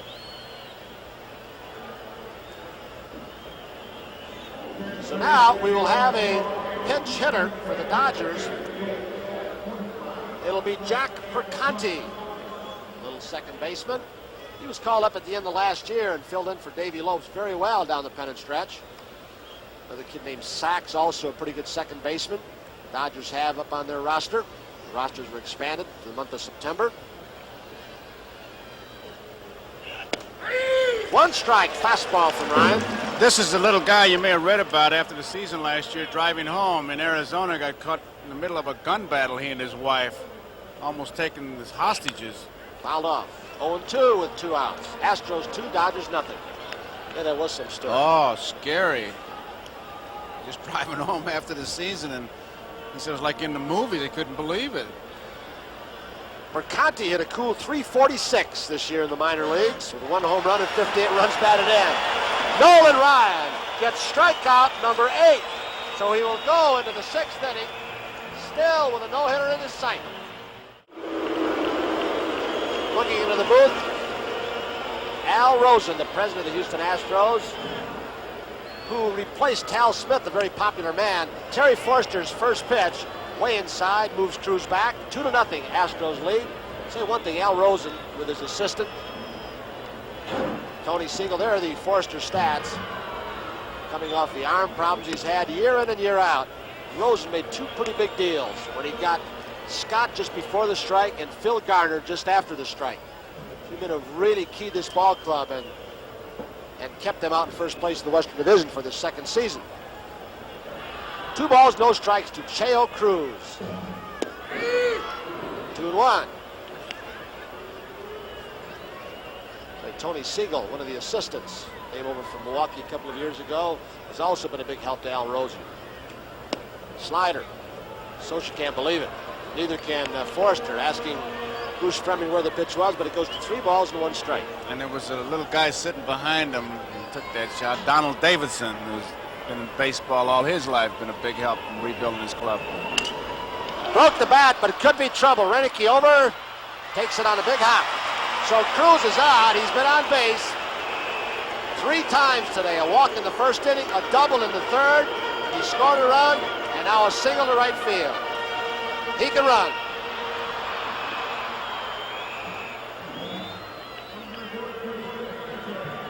Now, with Cruz at first base, the Astros leading 2-1. Ashby will turn around to the right side after driving home 2 runs, 2 RBIs.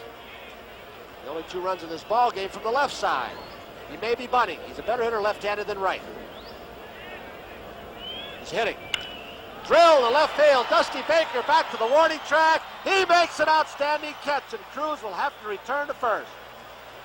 Baker takes a sure extra base hit from Alan Ashby. Ashby, if you notice one thing about him, is his aggressiveness at the plate. He doesn't seem to be guiding that ball, hoping that it falls. He is just swinging hard, and Dusty Baker just right at the fingertips makes a great catch of this ball. Just does get it running towards that wall. Here's a look at it once more. Joe, I think when you look where Dusty Baker started from, he was playing a very shallow left field for Al Ashby. Ashby, the man who was, well, the Toronto Blue Jays let go. Never thought he'd hit. Sure has improved here. Now it is Art Howe with Cruz on first base. 1 ball from Forster. And I was paying particular attention if he would do a leg kick from the right-hand side like Ashby did from the left-hand side, and he did. So it means a lot to him in his timing. Astros 2, Dodgers nothing. We're in the bottom of the 5th with 1 out. 1 ball, no strikes on Howe. Cruz has totaled just 4 bases this year in 11 attempts. Fouled out of play by Howe. In 1980, Cruz had 36 stolen bases in 47 attempts. I've got to believe something's wrong with his legs. He's had some problems. There you see the stolen base stats we just gave you, supplied to us by our figure Filbert, Steve Dans. 1 ball, 1 strike, 1 out. Astros with 7 base hits. The Dodgers have not gotten a hit off Nolan Ryan. Howe is grounded out and flied out. Cruz is going. Low pitch from Forster. He steals his 5th base of the year. What a jump he had on Forster. Forster saw him going, but he couldn't change his delivery. He saw him going and he couldn't move. So again, he backhands him. He doesn't help himself. He loses at least 2 steps with that, Tony. Forster didn't do a good job, especially for a left-hander, holding him on, but Socha didn't help himself on that at all by backhanding that ball and then taking the extra step to throw it. So Jose Cruz continues to have a good day. A walk, a double, a run scored, a single, a stolen base. Scoring position for Art Howe. 2 balls, 1 strike, 1 out. Astros 2, Dodgers nothing. Check swing, fouls it off. Count goes 2-2. Jose Cruz has been getting a pretty big lead. Don Leppert, the third base coach, has been helping him out by watching the shortstop, Darryl Thomas, in the event of a pickoff play. Keeps edging a little bit further and farther off toward third base. This Houston ball club likes to run, not as much this year as last year. There's your count. Howe at the plate. Ground ball, Thomas to his right. He'll have a long throw. He pulls Garvey, almost pulls Garvey off the bag. But Howe, with that gimpy leg, couldn't beat it out. Nice play by Thomas.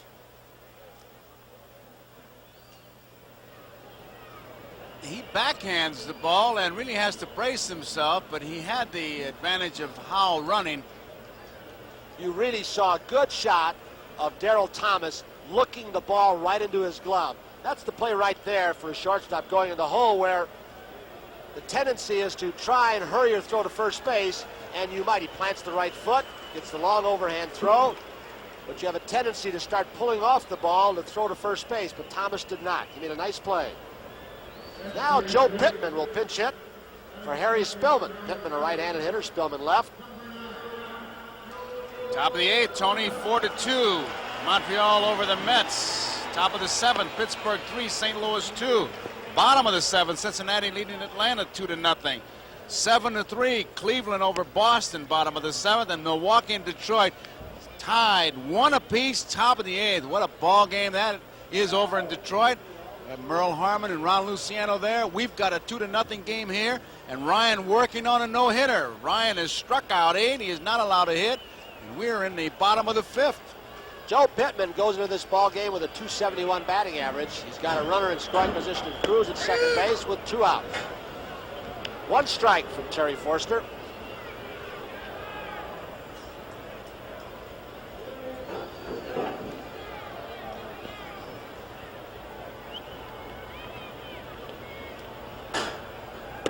Outside, 1-1.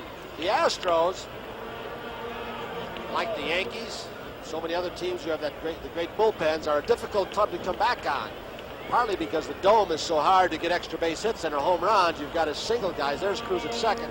But also you get a Sambito and a Smith and a LaCourte coming out of your bullpen. It's bound to help you. Joe Pittman, 1 ball, 1 strike off Forrester. Slider inside, pickoff attempt. Ball gets by. Cruz will not be able to go to third base. Lopes sneak behind him. The throw from Scioscia off the glove of Lopes, but Cruz falls down and can't advance to third.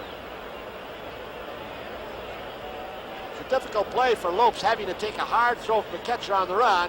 Now you see Cruz trying to scramble, but he can't make it. He got a bad start out of the blocks. He needs those radial shoes for that wet weather. He really was spinning his wheels. He had some ideas, but just couldn't do it. 2 balls, 1 strike to count on Joe Pittman, pinch hitting for Harry Spillman.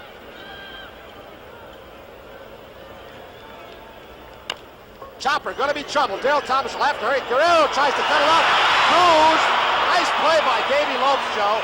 Cruz had thoughts of coming home all the way from second base, but Lopes came over from the second base spot and backed up the play and saved the run. If he'd have played spectator, they would have been able to score. You'll see it when Guerrero goes over. Now, Guerrero doesn't get the ball, but more importantly, he screens Daryl Thomas, and he doesn't get the ball. And now their momentum carries them forward, and the only man that could really make the play was Davey Lopes, who very alertly came over from second base. So it's an infield hit, and it puts base runners at first and third, and Reynolds is the batter. So you really got to like the way Pedro Guerrero, who has played just 9 games as third, as you said earlier, how aggressively he plays. If you're a shortstop, you want that third baseman to get everything he can, because had the ball been fielded cleanly by Daryl Thomas with Pittman running, he was not going to throw him out. Now with runners at first and third and 2 outs, it'll be Craig Reynolds. Pittman has 4 stolen bases in 8 attempts.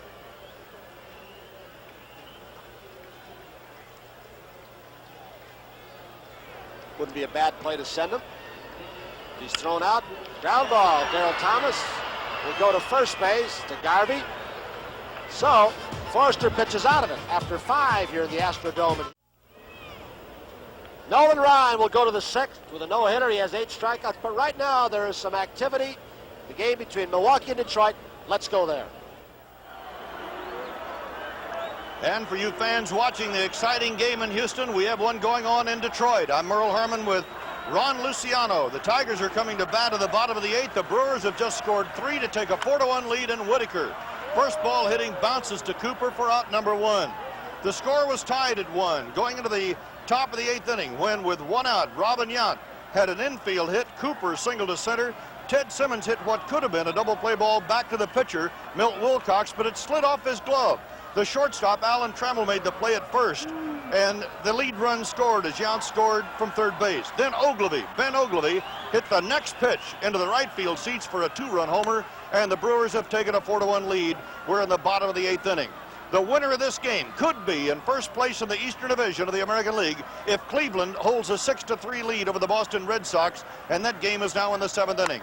Alan Trammell hitting to Howell, and they're 2 down in the bottom of the 8th inning. So that's what's happened here is happening here in Detroit. And for you fans watching the game in Houston, let's go back to see what's happening with that no-hitter. All right, thank you, Merle. Ron Luciano back here in the Dome. There's your score. Houston 2, Los Angeles nothing. Davey Lopes leading this inning off. Runs the count to 2 balls and 2 strikes off Nolan Ryan, who has 8 strikeouts and allowed 3 walks. He just blew it by him. You bet the appeal goes down to the first base umpire, Joe West, so Nolan Ryan has strikeout number 9.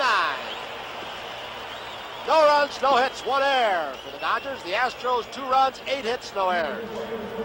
Now it'll be Kenny Landreau, who was called out on strikes in the first inning and walked in the third.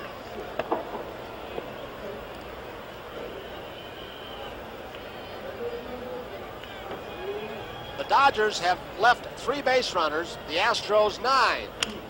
Off the fist, the breaking ball up high, but it broke so sharply, Garner will throw on Landreau. There are 2 outs.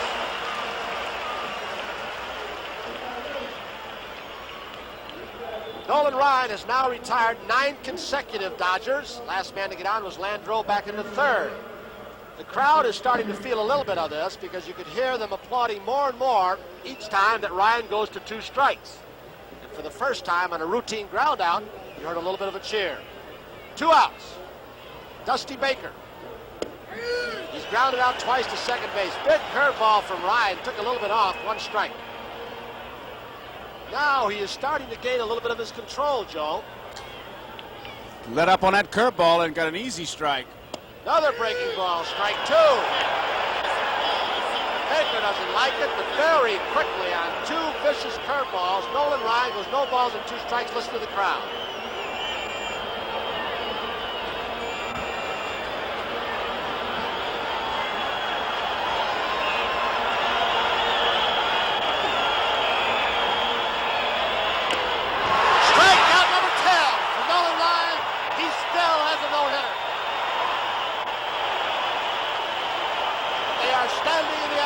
For Nolan Ryan.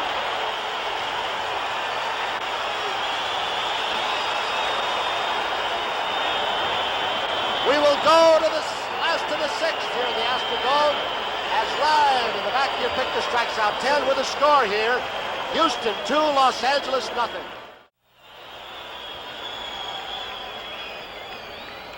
Nolan Ryan will lead off the bottom of the 6th for the Astros. He got a standing ovation when he came from the dugout to the on-deck circle and stepped in. He has struck out 10.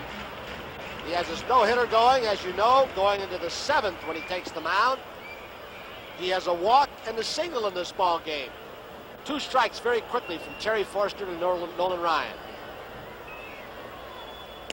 Way outside, 1-2.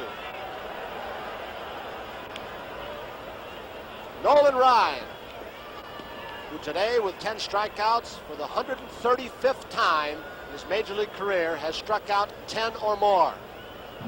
He has 4 no-hitters, tied with Sandy Koufax in that department. Forster gets Ryan for out number 1. Nolan Ryan has never pitched a no-hitter in the National League.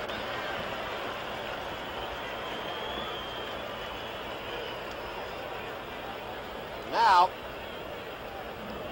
it'll bring up Terry Poole.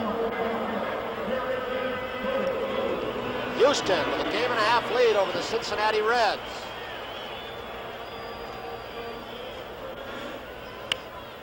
Ground ball, breaking ball from Forster, Lopes, Garvey, 2 outs. The Astros needed a big game and some key hitting.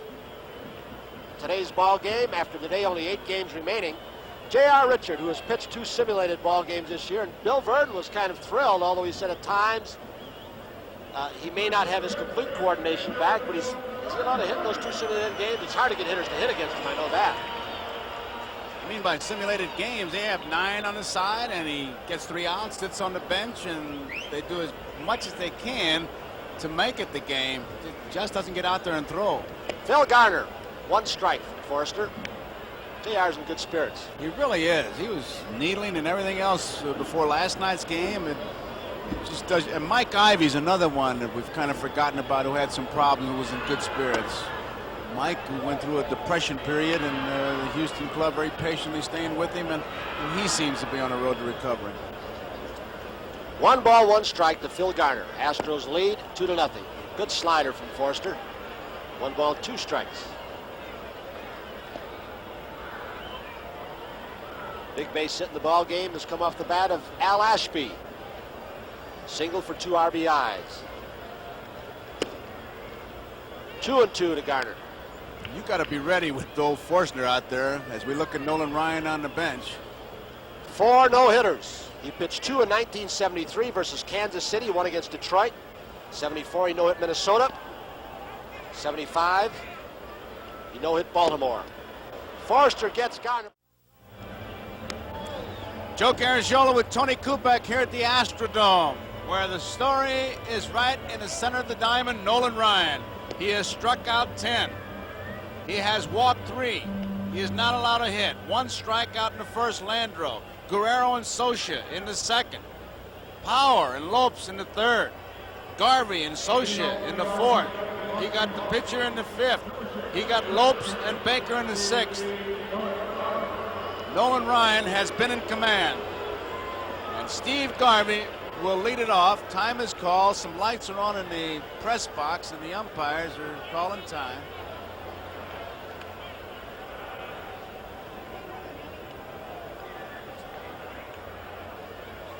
Ryan checking his defense. They haven't been that busy. Cleveland 7, Boston 5, top of the 8th. The fans know they're in on something. 0-1. There has not been a ball hit hard off Nolan Ryan in this ball game. Ron Renicky hit a semi-line drive in the 5th, but it wasn't hit that hard either. It was more of a looping line drive.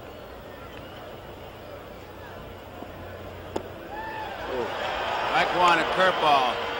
Fans are reacting, and I'll tell you, I think they'll pretty much tell you what's happening. Let's listen to them.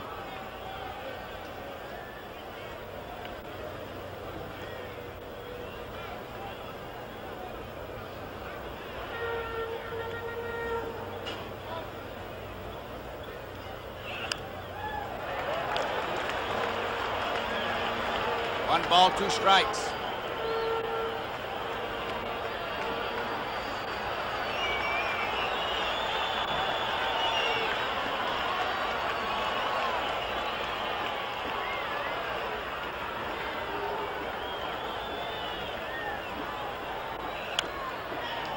Count remains. 1 ball, 2 strikes. St. Louis 5, Pittsburgh 3, top of the 8th. Cincinnati leading Atlanta in the 8th, 2-0. Home run by Householder.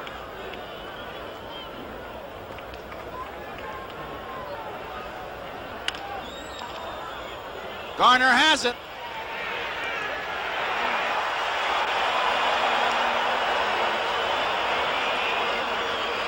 One out. 11 in a row now for Nolan Ryan. Last base runner was Landreau in the 3rd inning. He walked. Guerrero struck out and flying to right.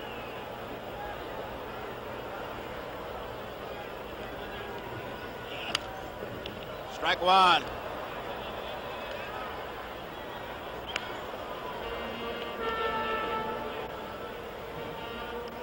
No doubt that the hitters are going up there trying to hit the fastball as Guerrero just did, because it looks like Ryan's curveball is all but untouchable at this point. Really snapping off. And he has changed speeds on it starting last inning.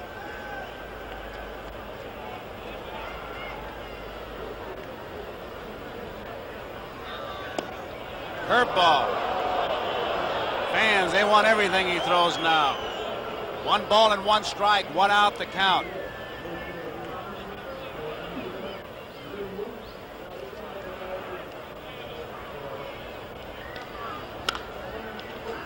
Reynolds has it. Whoa. Got him.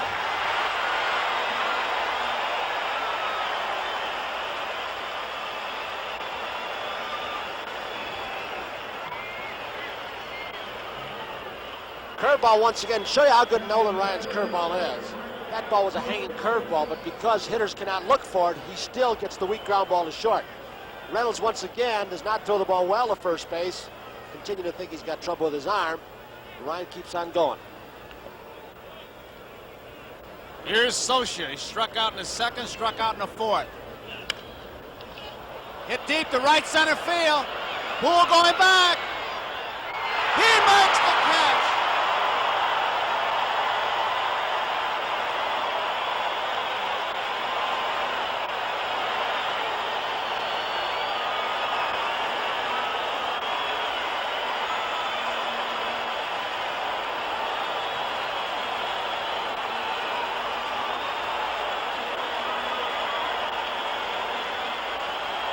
That's the closest they've come to breaking a no-hitter. Ryan, the end of 7, a no-hitter. We'll be right back. Houston leading 2-0. Here's the 7th inning stretch. Bill Verdon considers the man in right field, Terry Poole, his best outfielder, maybe his best all-around player. Here's a reason why, as he preserves Nolan Ryan's no-hitter with this great catch in right center field. Terry Poole. Here is Tony Scott to lead it off, and it's strike 1. Poole has not made an error, and he just saved the no-hitter for Nolan Ryan. When the 8th inning, will be facing Renicky, Thomas, and the pitcher's spot. 6 outs away, Nolan Ryan. He leads by 2. 2-0 is the score when the bottom of the 7th. 2 strikes on Tony Scott. Popped up. Lopes is going out. Renicky coming in. Lopes says, I'll take it, and he does. And the Dodgers get some action in their bullpen. Dave Stewart, young right-hander. Boy, they've got a good young bullpen. Steve Howe from the left side. Stewart, the kid Niedenfuhr, Tom Niedenfuhr, a right-hander. 4 men in that bullpen were doing the work, average about 23, 4 years of age. Here's Cruz, who's had a real good day. He's 2 for 2, walked once, he scored a run, he has stolen a base. All 1. The story is Nolan Ryan, 6 outs away. 2 balls and no strikes now.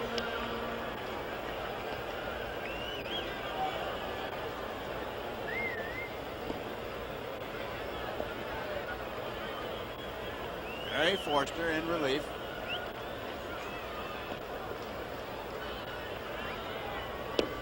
Fastball misses, 3-0. You know, a while ago we had that shot of Nolan Ryan. I'm sure that there's still a lot of taboos in this game, a lot of superstitions, but I think most of the time when you looked at Nolan Ryan moving around, he was trying to talk to Reynolds and trying to talk to a couple of other guys. So they may want to be quiet, but didn't look like Nolan wanted to be quiet. 3 balls and 1 strike to count. I'll tell you, Tony, he knows there's a no-hitter going on, because if his own teammates didn't tell him, Forster will make the play himself. Cruz is out. The opposition will provide that service. He has been through it many times before. He has left the dugout now, apparently either going up to the runway or to the clubhouse. JR. But he has 4 no-hitters, as we told you, Nolan Ryan. He has 7 one-hitters, so he's gone late in the ball games, maybe as many times as anybody in baseball history with this kind of situation. 2 outs. Ball 1. This is Ashby. Now, we talked about the kick of the leg from the left side. From the right side, he does the same thing. As we look at the Dodger bench, Lasorda and Monty Basco.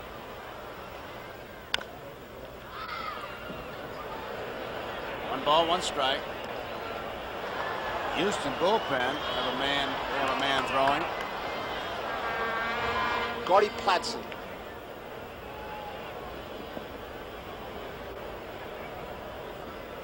Two men out, nobody on. Bottom of the 7th inning, Houston leading 2-0. Outside. You know, I was thinking about Ashby batting, who's had a big RBI.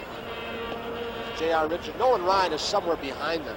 And I'm wondering if a guy like Ashby who's catching Ryan, he's at the bat right now, he can't be thinking an awful lot about his hitting. You think he's thinking about going out for next inning in this ball game? He probably thought about it on the bench. I would think right now he's concentrating pretty much on hitting, but I think your point is well taken to take something away from you. You got to be worried about or thinking about what can I do? Can I give him that little extra help? 3-1 pitch. Pulled it foul. Steve Yeager, who is the protection man down there, almost made himself a fine play. Yeager, fine catcher. But Socia has just won the job. Jerry Grode is the number 3 catcher here. Yeager, Ferguson has gone over to the California Angels. Perhaps Sandy Koufax is looking in out in California. And I'm sure pulling for Nolan Ryan. They're tied at 4 no-hitters each. 3 balls, 2 strikes. 2 outs. He walked in. Ashby draws the base on balls. Brings up Art Howe.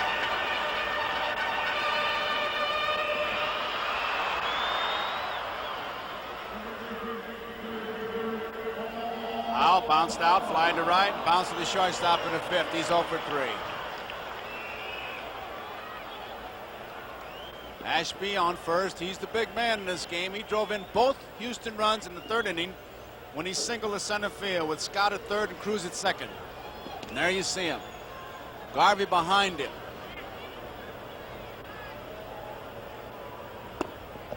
Ball one. In the eighth inning, Renicky, Thomas, and the pitcher spot for the Dodgers.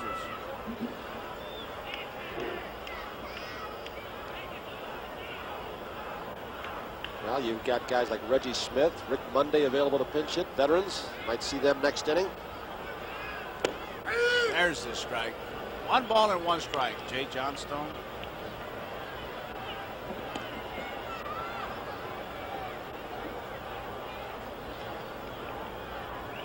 JR looking on. What a story. What determination. Curveball. 2 balls and 1 strike. Would that be some pitching staff if he was healthy? Oh. And he's on the road. 2-1 pitch. High hopper to Guerrero. He's going to go to Lopes. The force is on. So that ends the inning. Nolan Ryan, 7 innings pitched. No hits, no runs. He has struck out 10. He has walked 3. The last base runner was Landro. That was in the third inning. He drew a base on balls. Joe Garagiola with Tony Kubek here in the Astrodome. We welcome those of you watching the Detroit-Milwaukee game.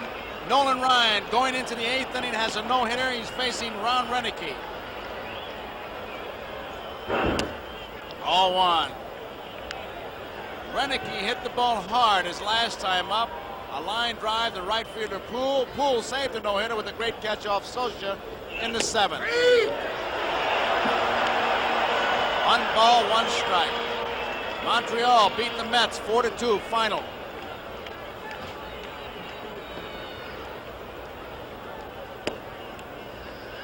Ball 2-1. Ryan has now retired 13 in a row, going back to Landro when he walked. It was in the 3rd.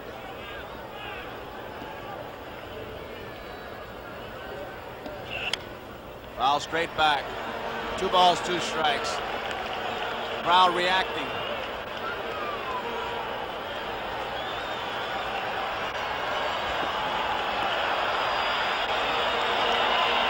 Scoreboard reacting.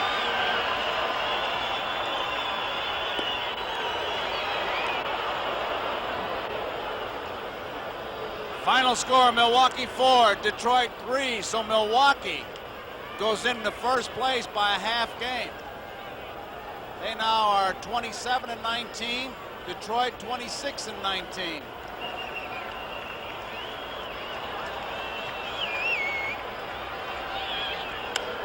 Hopped up. Cruz. Reynolds. Cruz.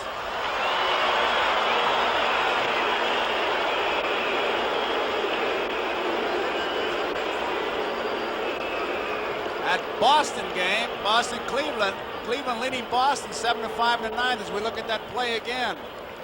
14 in a row now retired by Nolan Ryan as Cruz waves Reynolds off. Boston in the American League East, 26-18.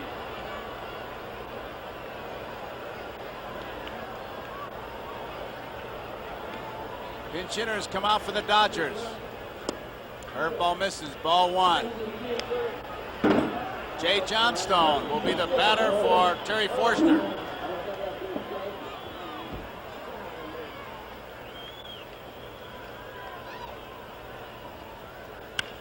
Hot shot. Garner has it. 2 outs.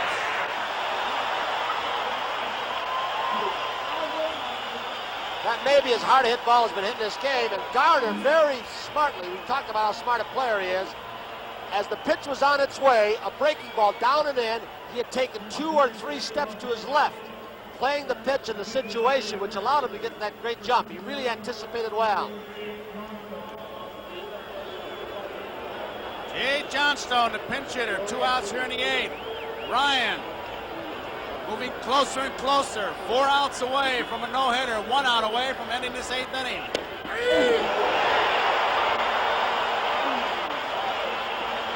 crowd reacting. Strike one. They'll tell you whether it's a ball or a strike. Bouncing ball to Garner. Should be easy. He goes into the ninth inning with a no-hitter. Listen to the crowd.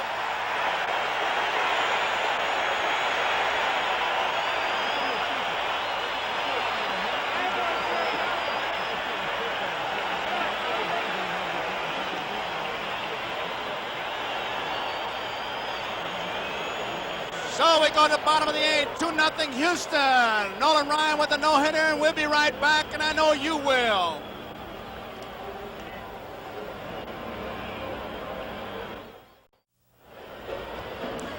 Dave Stewart is the new pitcher. Walling is the batter. And it's 2 balls and no strikes. Walling, who came on when Pittman was the pinch hitter for Spillman, leads it off here in the bottom of the eighth. Stewart, another one of the fine young pitchers the Dodgers have come up with. He's 4-3 on the year, an earned run average of 2.03. He's worked some 40 innings.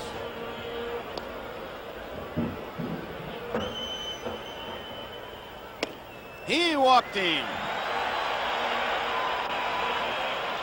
Greg Reynolds is the batter. The on-deck batter is Nolan Ryan. He'll get some ovation. There you see him. He's 3 outs away. In the ninth inning, he'll be facing Davey Lopes, Landreau, and Baker. And if he can get him, he'll break the record for no-hitters. Right now tied with Sandy Koufax at 4, 3 outs away. And some 33,129 paid here, sitting in on this excitement.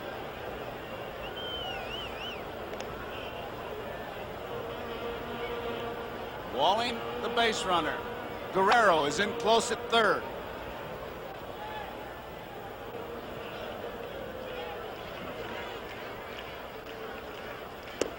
Strike. There you see Guerrero. Back a couple steps now. It's 2-0, Houston leading.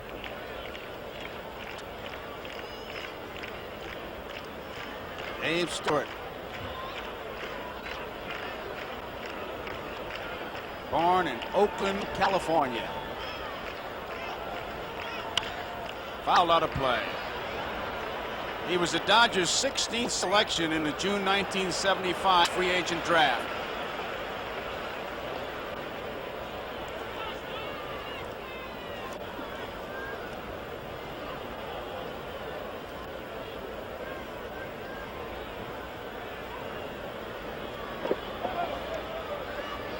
Two strikes to count.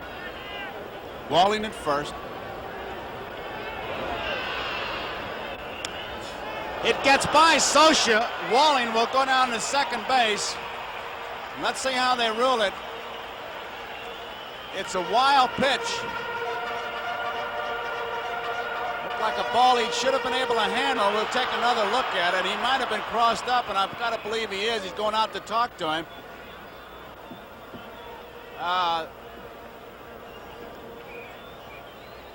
We welcome those of you who have been watching that great Milwaukee-Detroit game. Right here is a base runner at second base, Walling, who just went down to second on the wild pitch. He walked to open up this bottom of the eighth, but the big story here is Nolan Ryan. You see him, the on-deck batter, has a no-hitter going as we go into the ninth inning. Reynolds doesn't get it. 1 ball, 2 strikes. Nolan Ryan is the man of the hour. He has struck out 10. Then 3 balls hit hard off Ryan. He has walked 3. The last base runner was Landreau in the third. We are in the bottom of the eighth with Houston threatening once again. They scored their 2 runs in the third on the single by Ashby with Scott and Cruz aboard. Fastball misses. 2 balls and 2 strikes. Dave Stewart in relief.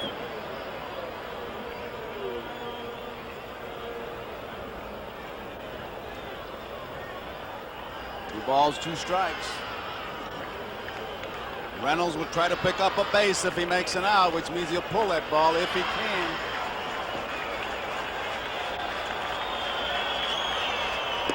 Curveball misses. 3 balls and 2 strikes. You should hear a tremendous ovation for Nolan Ryan when he comes up. He is the next batter.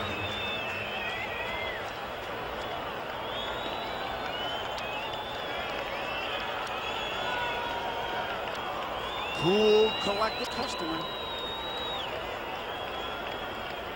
3-2 pitch. Foul back.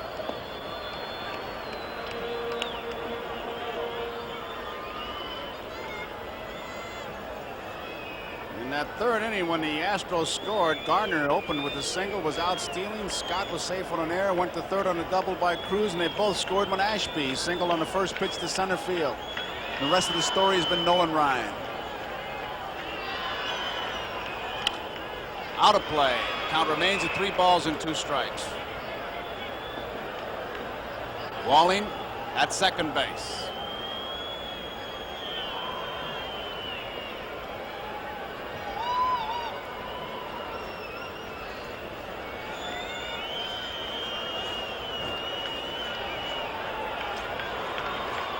Three balls, 2 strikes, nobody out.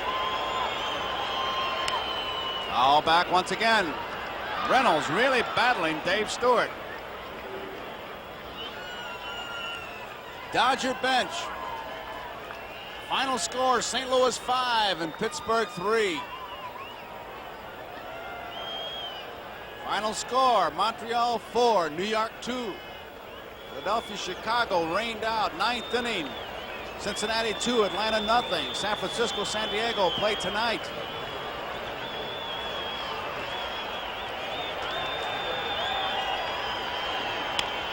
Bouncing ball, Davy Lopes can't get it. Run will score. Heading for second is Reynolds. He'll make it.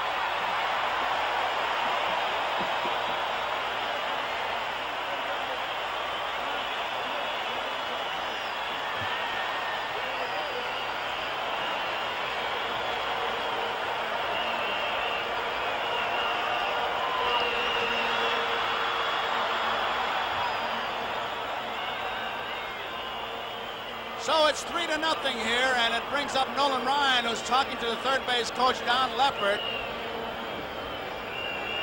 Almost a mandatory bunt situation here, and nothing else to get him off the bases. Listen to the crowd.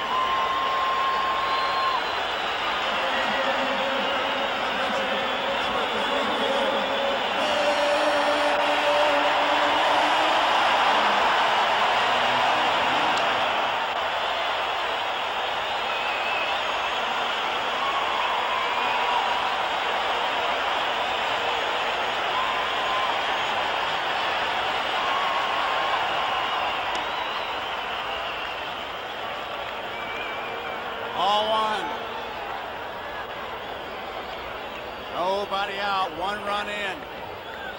Reynolds seemed to serve that ball. Garvey's in tight first. Foul.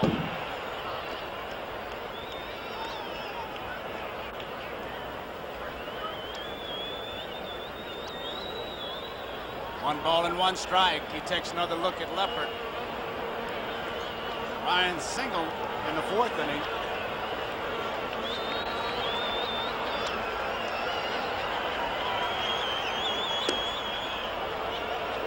One ball and 2 strikes.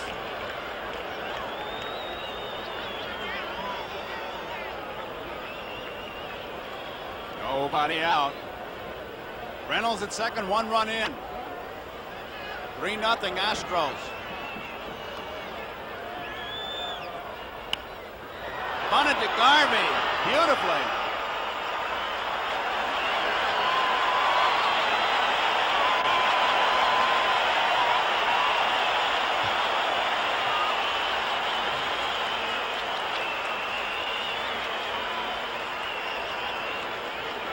Tom Lasorda comes out of the Dodger dugout now with Reynolds on at third, 1 man out and 1 run in.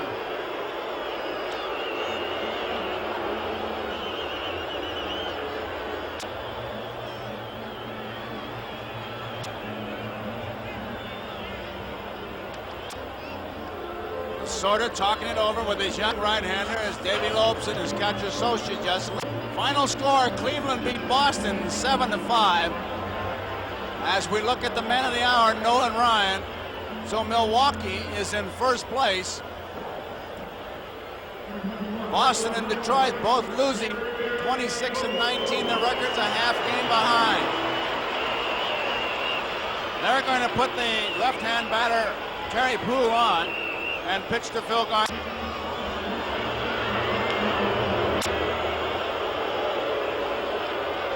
So Milwaukee with the win over Detroit would take over. That race is really tight. Losing to Cleveland 7-5. Final score. Baltimore and the Yankees play tonight. Chicago started. White Sox didn't score. It's 0-0 in the second. Minnesota beat Texas 7-3. Tony Kubek to the field because we're sitting in on a dramatic moment here at the Astrodome. Nolan Ryan is 3 outs away from a... He has to face Lopes, Landro, and Baker in the ninth to get it. So should he get it, Tony will be Turner. Pitch out, nothing going. This was a ball one.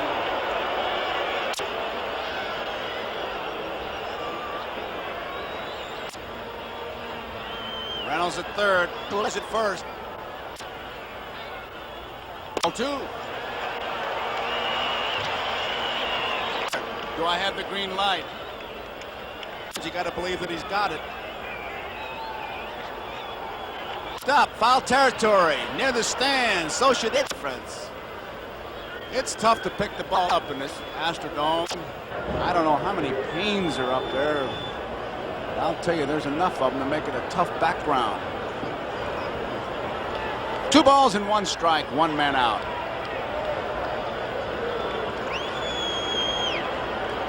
Bottom of the 8th, Astros leading 3-0.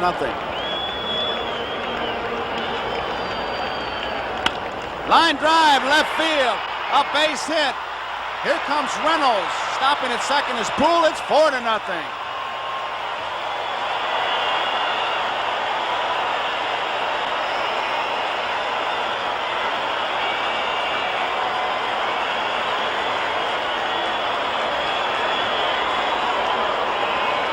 And here comes Tom Lasorda out of the dugout once again. He's going to make a change. He's got his young left-hander, Steve Howe, loosening up down in the bullpen. It'll be a long inning for Nolan Ryan, who's had a lot of time to think about what he's got to do. So we've got a break in the action here. It's 4-0 Houston. Ryan has his no-hitter going. We'll be right back after these messages. Steve Howe is the new pitcher for the Dodgers. Scott will face him. Let's pause briefly for station identification as we look at the Nolan Ryan strikeout story. This is the NBC television network.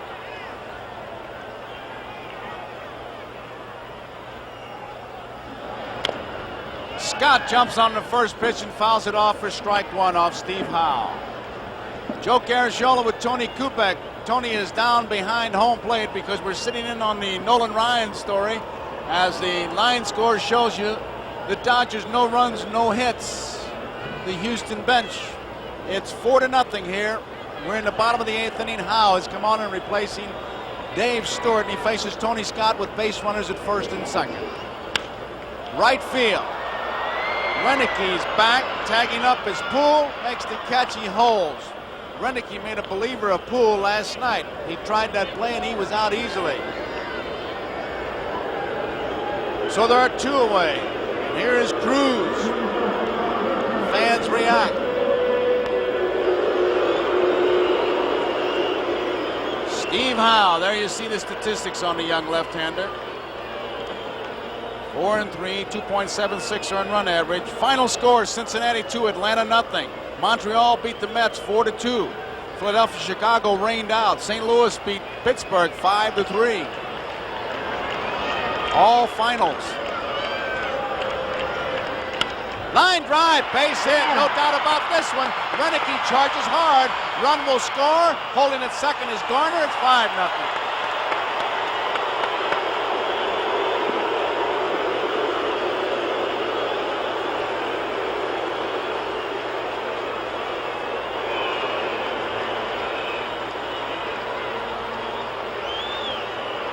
Cruz has had some afternoon. He walked in the first inning. He doubled and scored in the third. He singled and stole a base in the fifth. He bounced out in the seventh. He has singled to drive in a run here in the eighth. And this is Ashby, batting right-handed once again. He's hit the ball hard.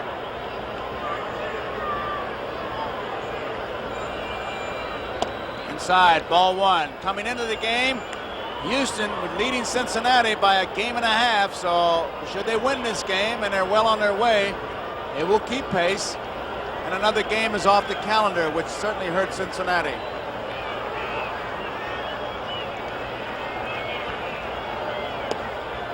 It's away from Socia. There goes Garner. He'll make it. We've had two wild pitches. Let's see how they rule this one.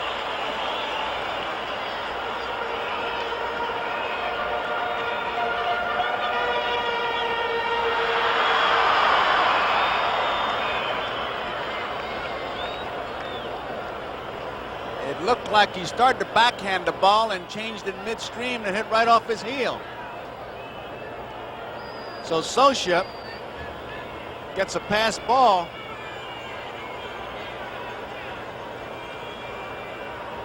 Base runners at second and third. Well hit to left field. Baker's going back. Back, has room, makes the catch. So that ends the inning, and it sets up the ninth, where Nolan Ryan has Davey Lopes, Kenny Landreau, and Dusty Baker. And there's the man of the hour. And the fans are starting to react already as Nolan Ryan sets out to try to get the last 3 outs to get his no-hitter. He's tied with Sandy Koufax right now, 4 apiece. And we'll be right back.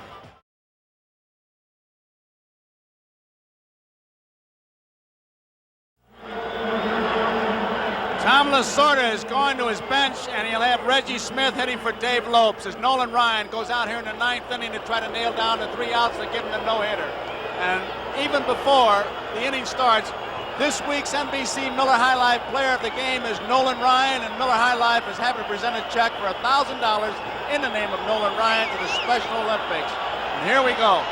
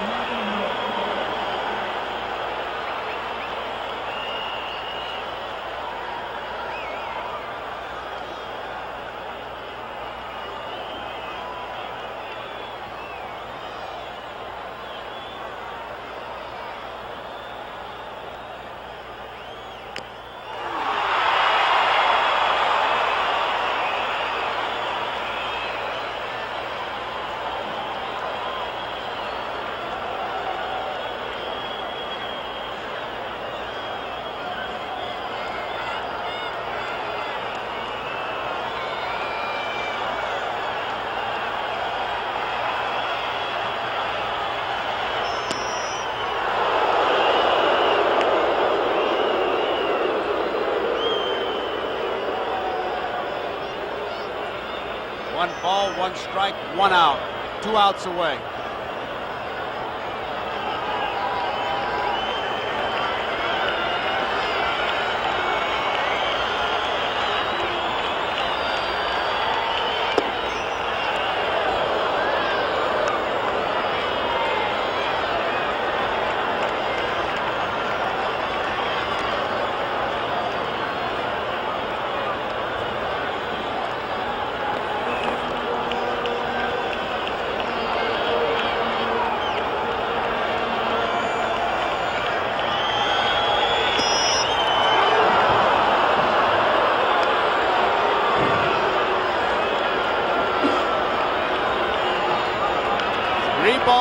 strike, 1 out.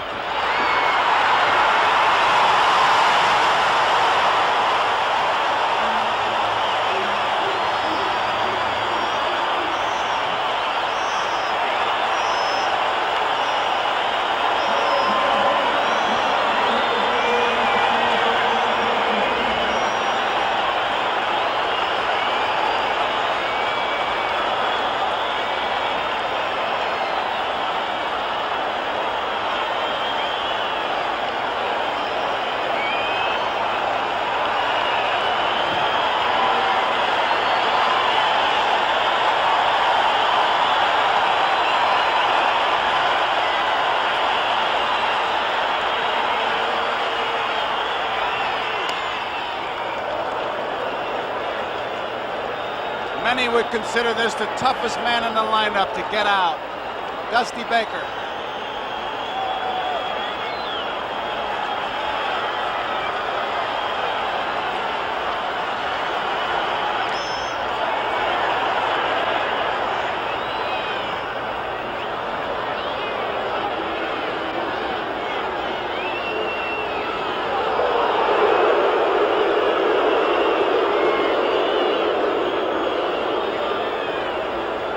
Catcher was asking Fleming to ask the first base umpire, Joe West, whether it was a swinging, striking motion. No, it was not. 2 balls, no strikes. Pressure building on Ryan.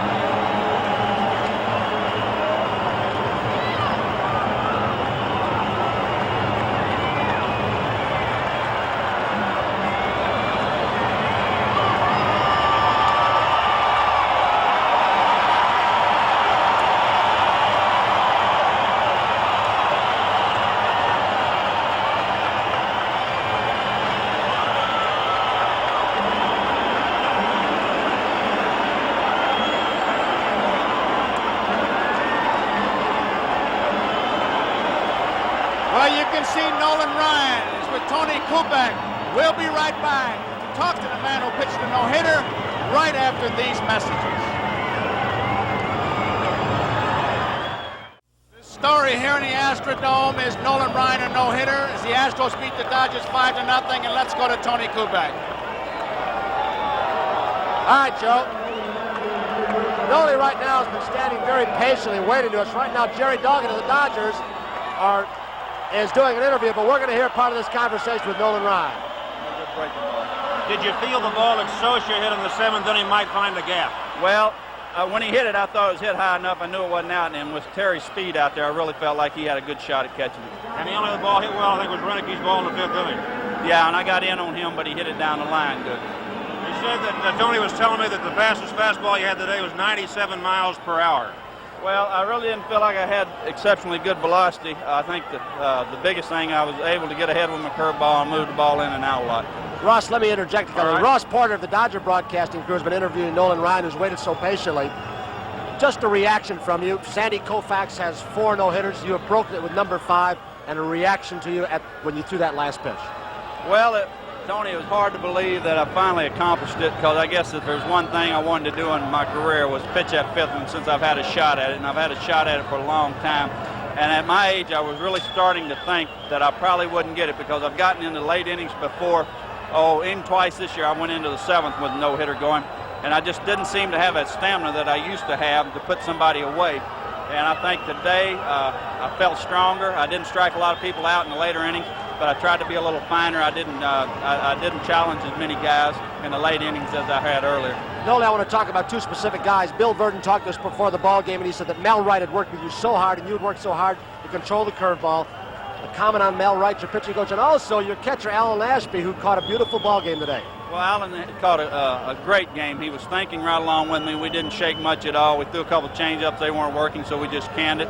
And on my curveball, Mel's worked with me, and I really think that the key to me is getting my breaking ball over. You can't win with one pitch. You can't shut people out with one pitch, because these guys, it's timing. They're fastball hitters. It doesn't matter how good a fastball you have. But if you have that breaking ball in there where they have to think about that, and you can put that thought in your mind, then you can get the fastball by them. Nolan, the superstition that goes along sometimes, and maybe it's all hat with pitching a no-hitter, you probably have been on the mound more than any pitcher in the history of baseball when you've gone late in the ball game with a no-hitter staring you in the face.